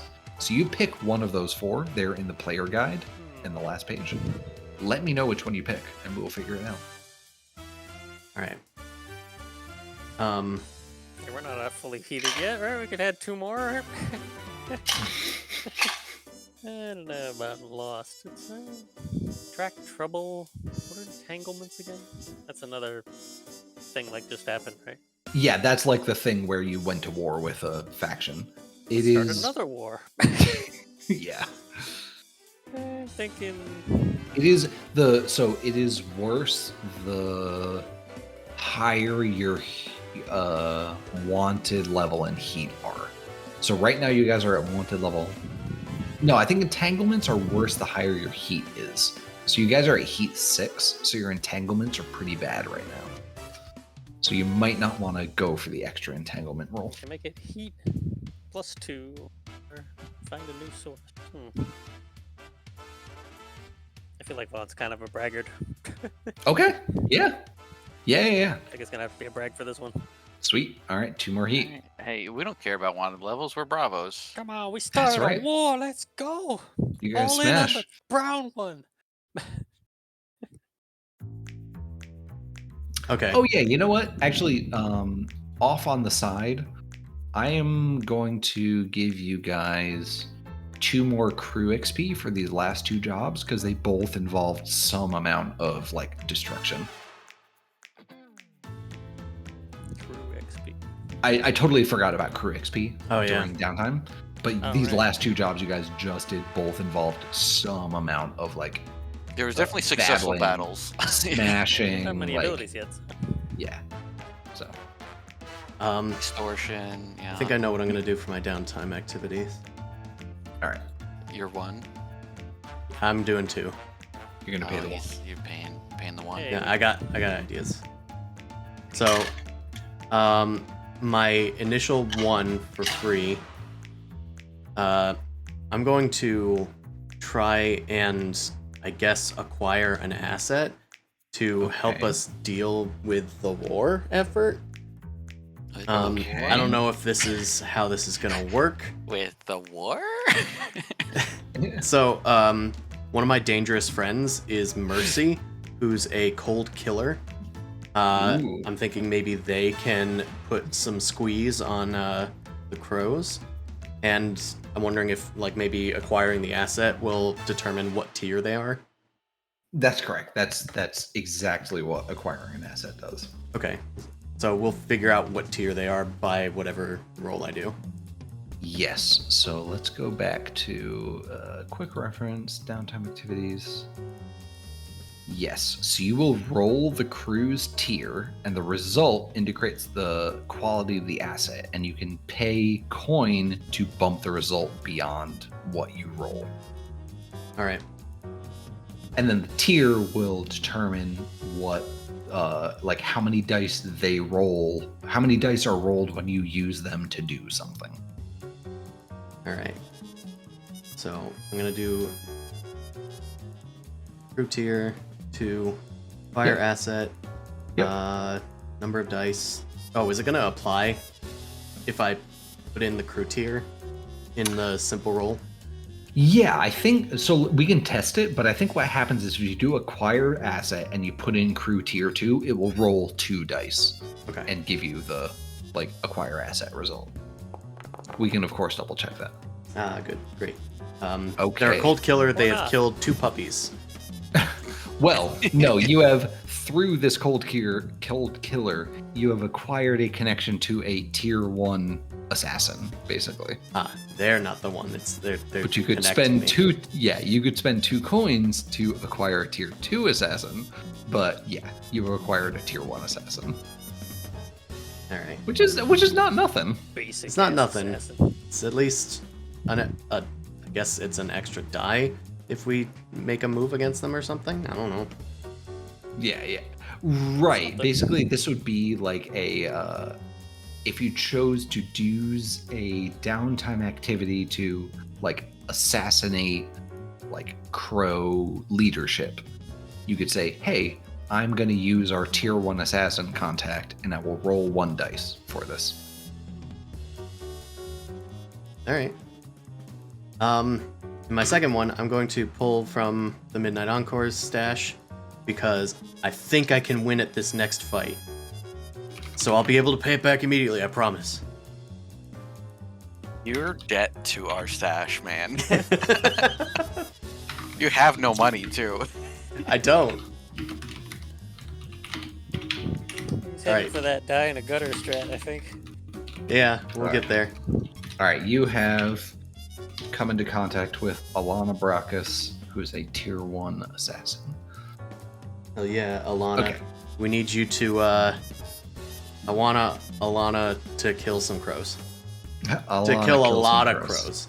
I want Alana to kill a lot of crows. All right, then I'm gonna try to skirmish up the pit fighting thing. The fighting pits? Perfect. Yeah, give me a skirmish roll. All right, I'm gonna try and do it through the simple roll thing, so it would just be 3 dice because I have skirmish. Yeah, do the simple roll for now, and I will make it harder for you on the subsequent tiers. Fantastic. Ayo, ayo. You Extremely partial. succeed. You ascend to the next tier of the fighting pits. You gain 4 coin for the crew They love to spread as you wish.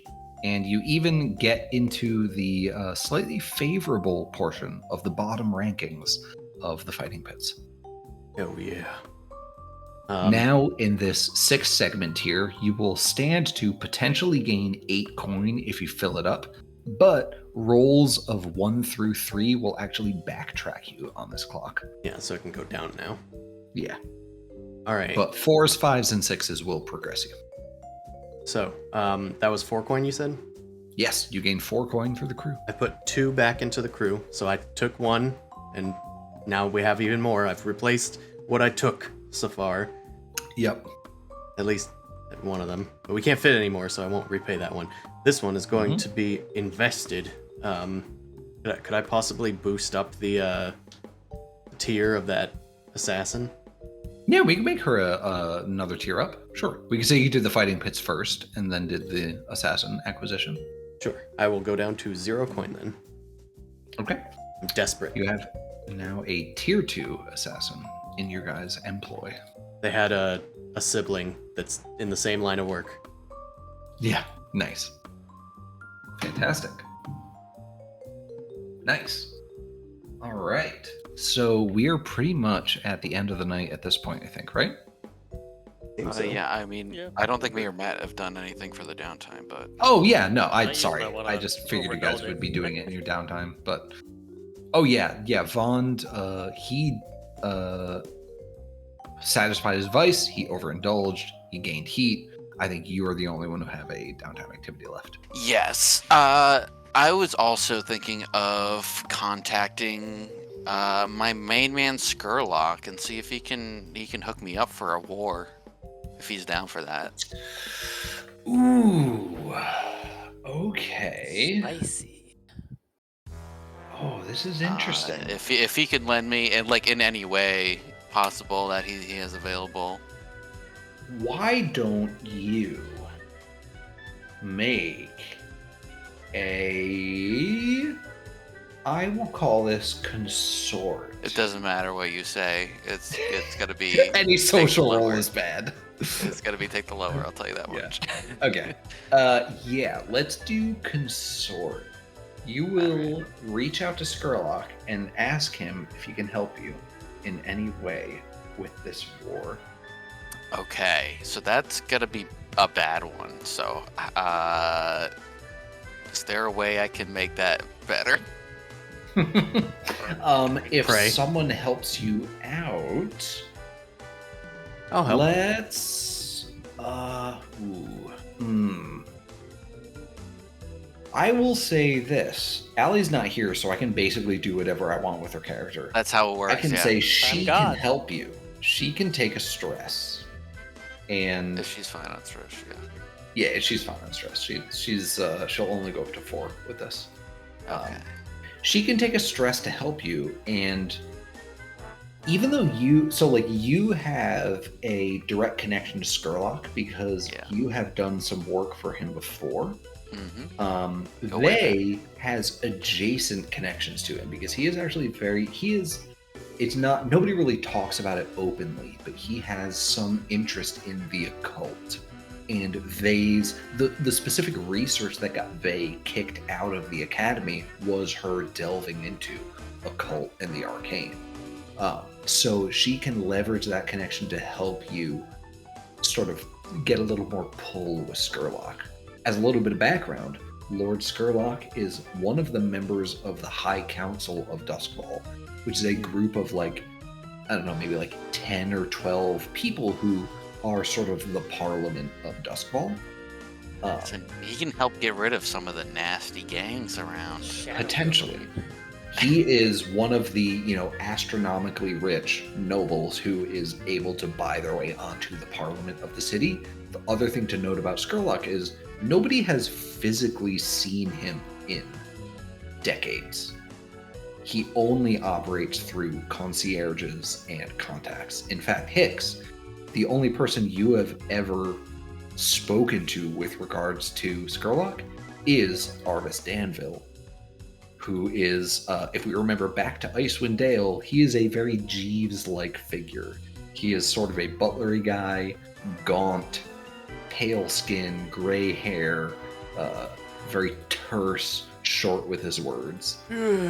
He is the Always man. a pleasure. He's not frail so much. He's more Grand Moff Tarkin than frail, dying old man.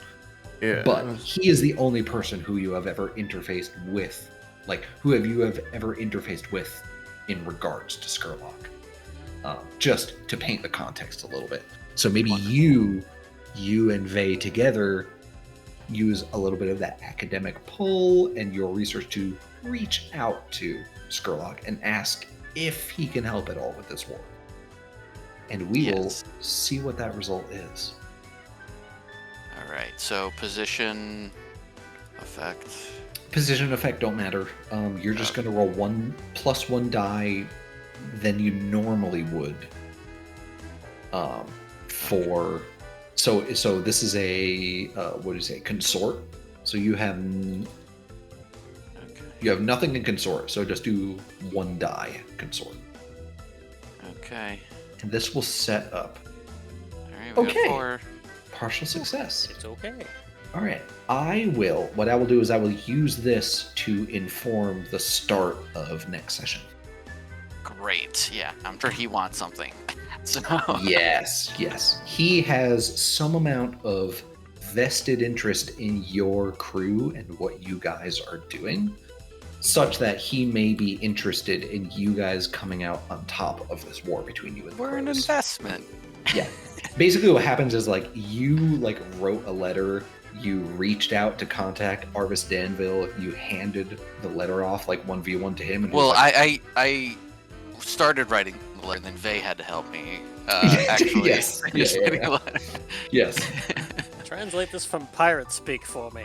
And then you which is organized a meeting with Arvis Danville, and in a back corner of the night market, you have sort of branched off. You've gone by yourself away from the crew, and you've met him, and he's standing there, and you go and hand off the letter to him, and he looks you up and down, and he says to you directly,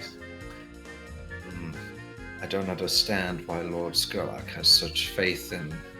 Scans you up and down. Degenerates like yourselves. Degenerates Looks at the like letter and myself make the world go round.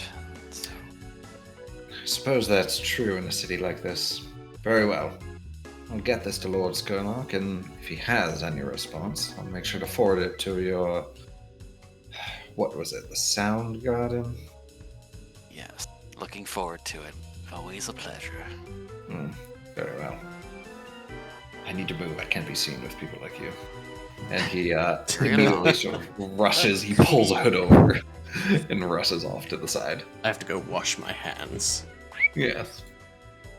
Excellent. All right. You guys will know if Lord Skurlock decides to throw his chip in with you in this war. And Come on, yeah. chip in. Yeah. Fantastic. All right. I think we're at a good spot for tonight. The tension is laid. The next session is set up. I think this will probably be the start of the season finale for season 1 of A Murder of Crows. And we'll see how this goes. A little telling. Yeah, right? Hopefully. Pretty nice. Murdered by crows. Yeah. I mean, it's either we murder the crows or there's a murder of crows attacking us and killing us. That's right. But yeah, we're all good for next weekend. I believe I am Allie is not. also good. Okay. You are not? Oh, what day is it? I don't want to say I will be because I'm going to be in Vermont and I don't know when I'm going to get back. So Okay. If that's the case, I could try and do another non-Harrison related Genesis one shot then. I don't think I'm yeah, busy. the unfortunate case is I might be basically busy for the next like 2 weekends in a row. So All we right. might not be able. I know we might not be able. I'm glad we got you in, Chase. But now I'm like, oh yeah, I can't like GM 2 weekends in a row. Okay. Well, I can definitely do some Genesis things. So we'll do some Genesis sessions for the next 2 weeks, and in 3 weeks, which is which weekend? The 7th of September. That Gross. true? September 7th. Oh no, that's the Saturday, but September 8th. Okay. All right. All right. Cool. I will go raid into somebody, but we will see you all next weekend. Good night, everybody, and sleep well. Yeah. Good knifing. Good night. Stay shiny, everyone. Knife. I stab people with lightning bolts. It's sky stabbing. That's right. Hopefully, there will be more stabbing soon. Bye. Maybe we should have just given something up to the crows.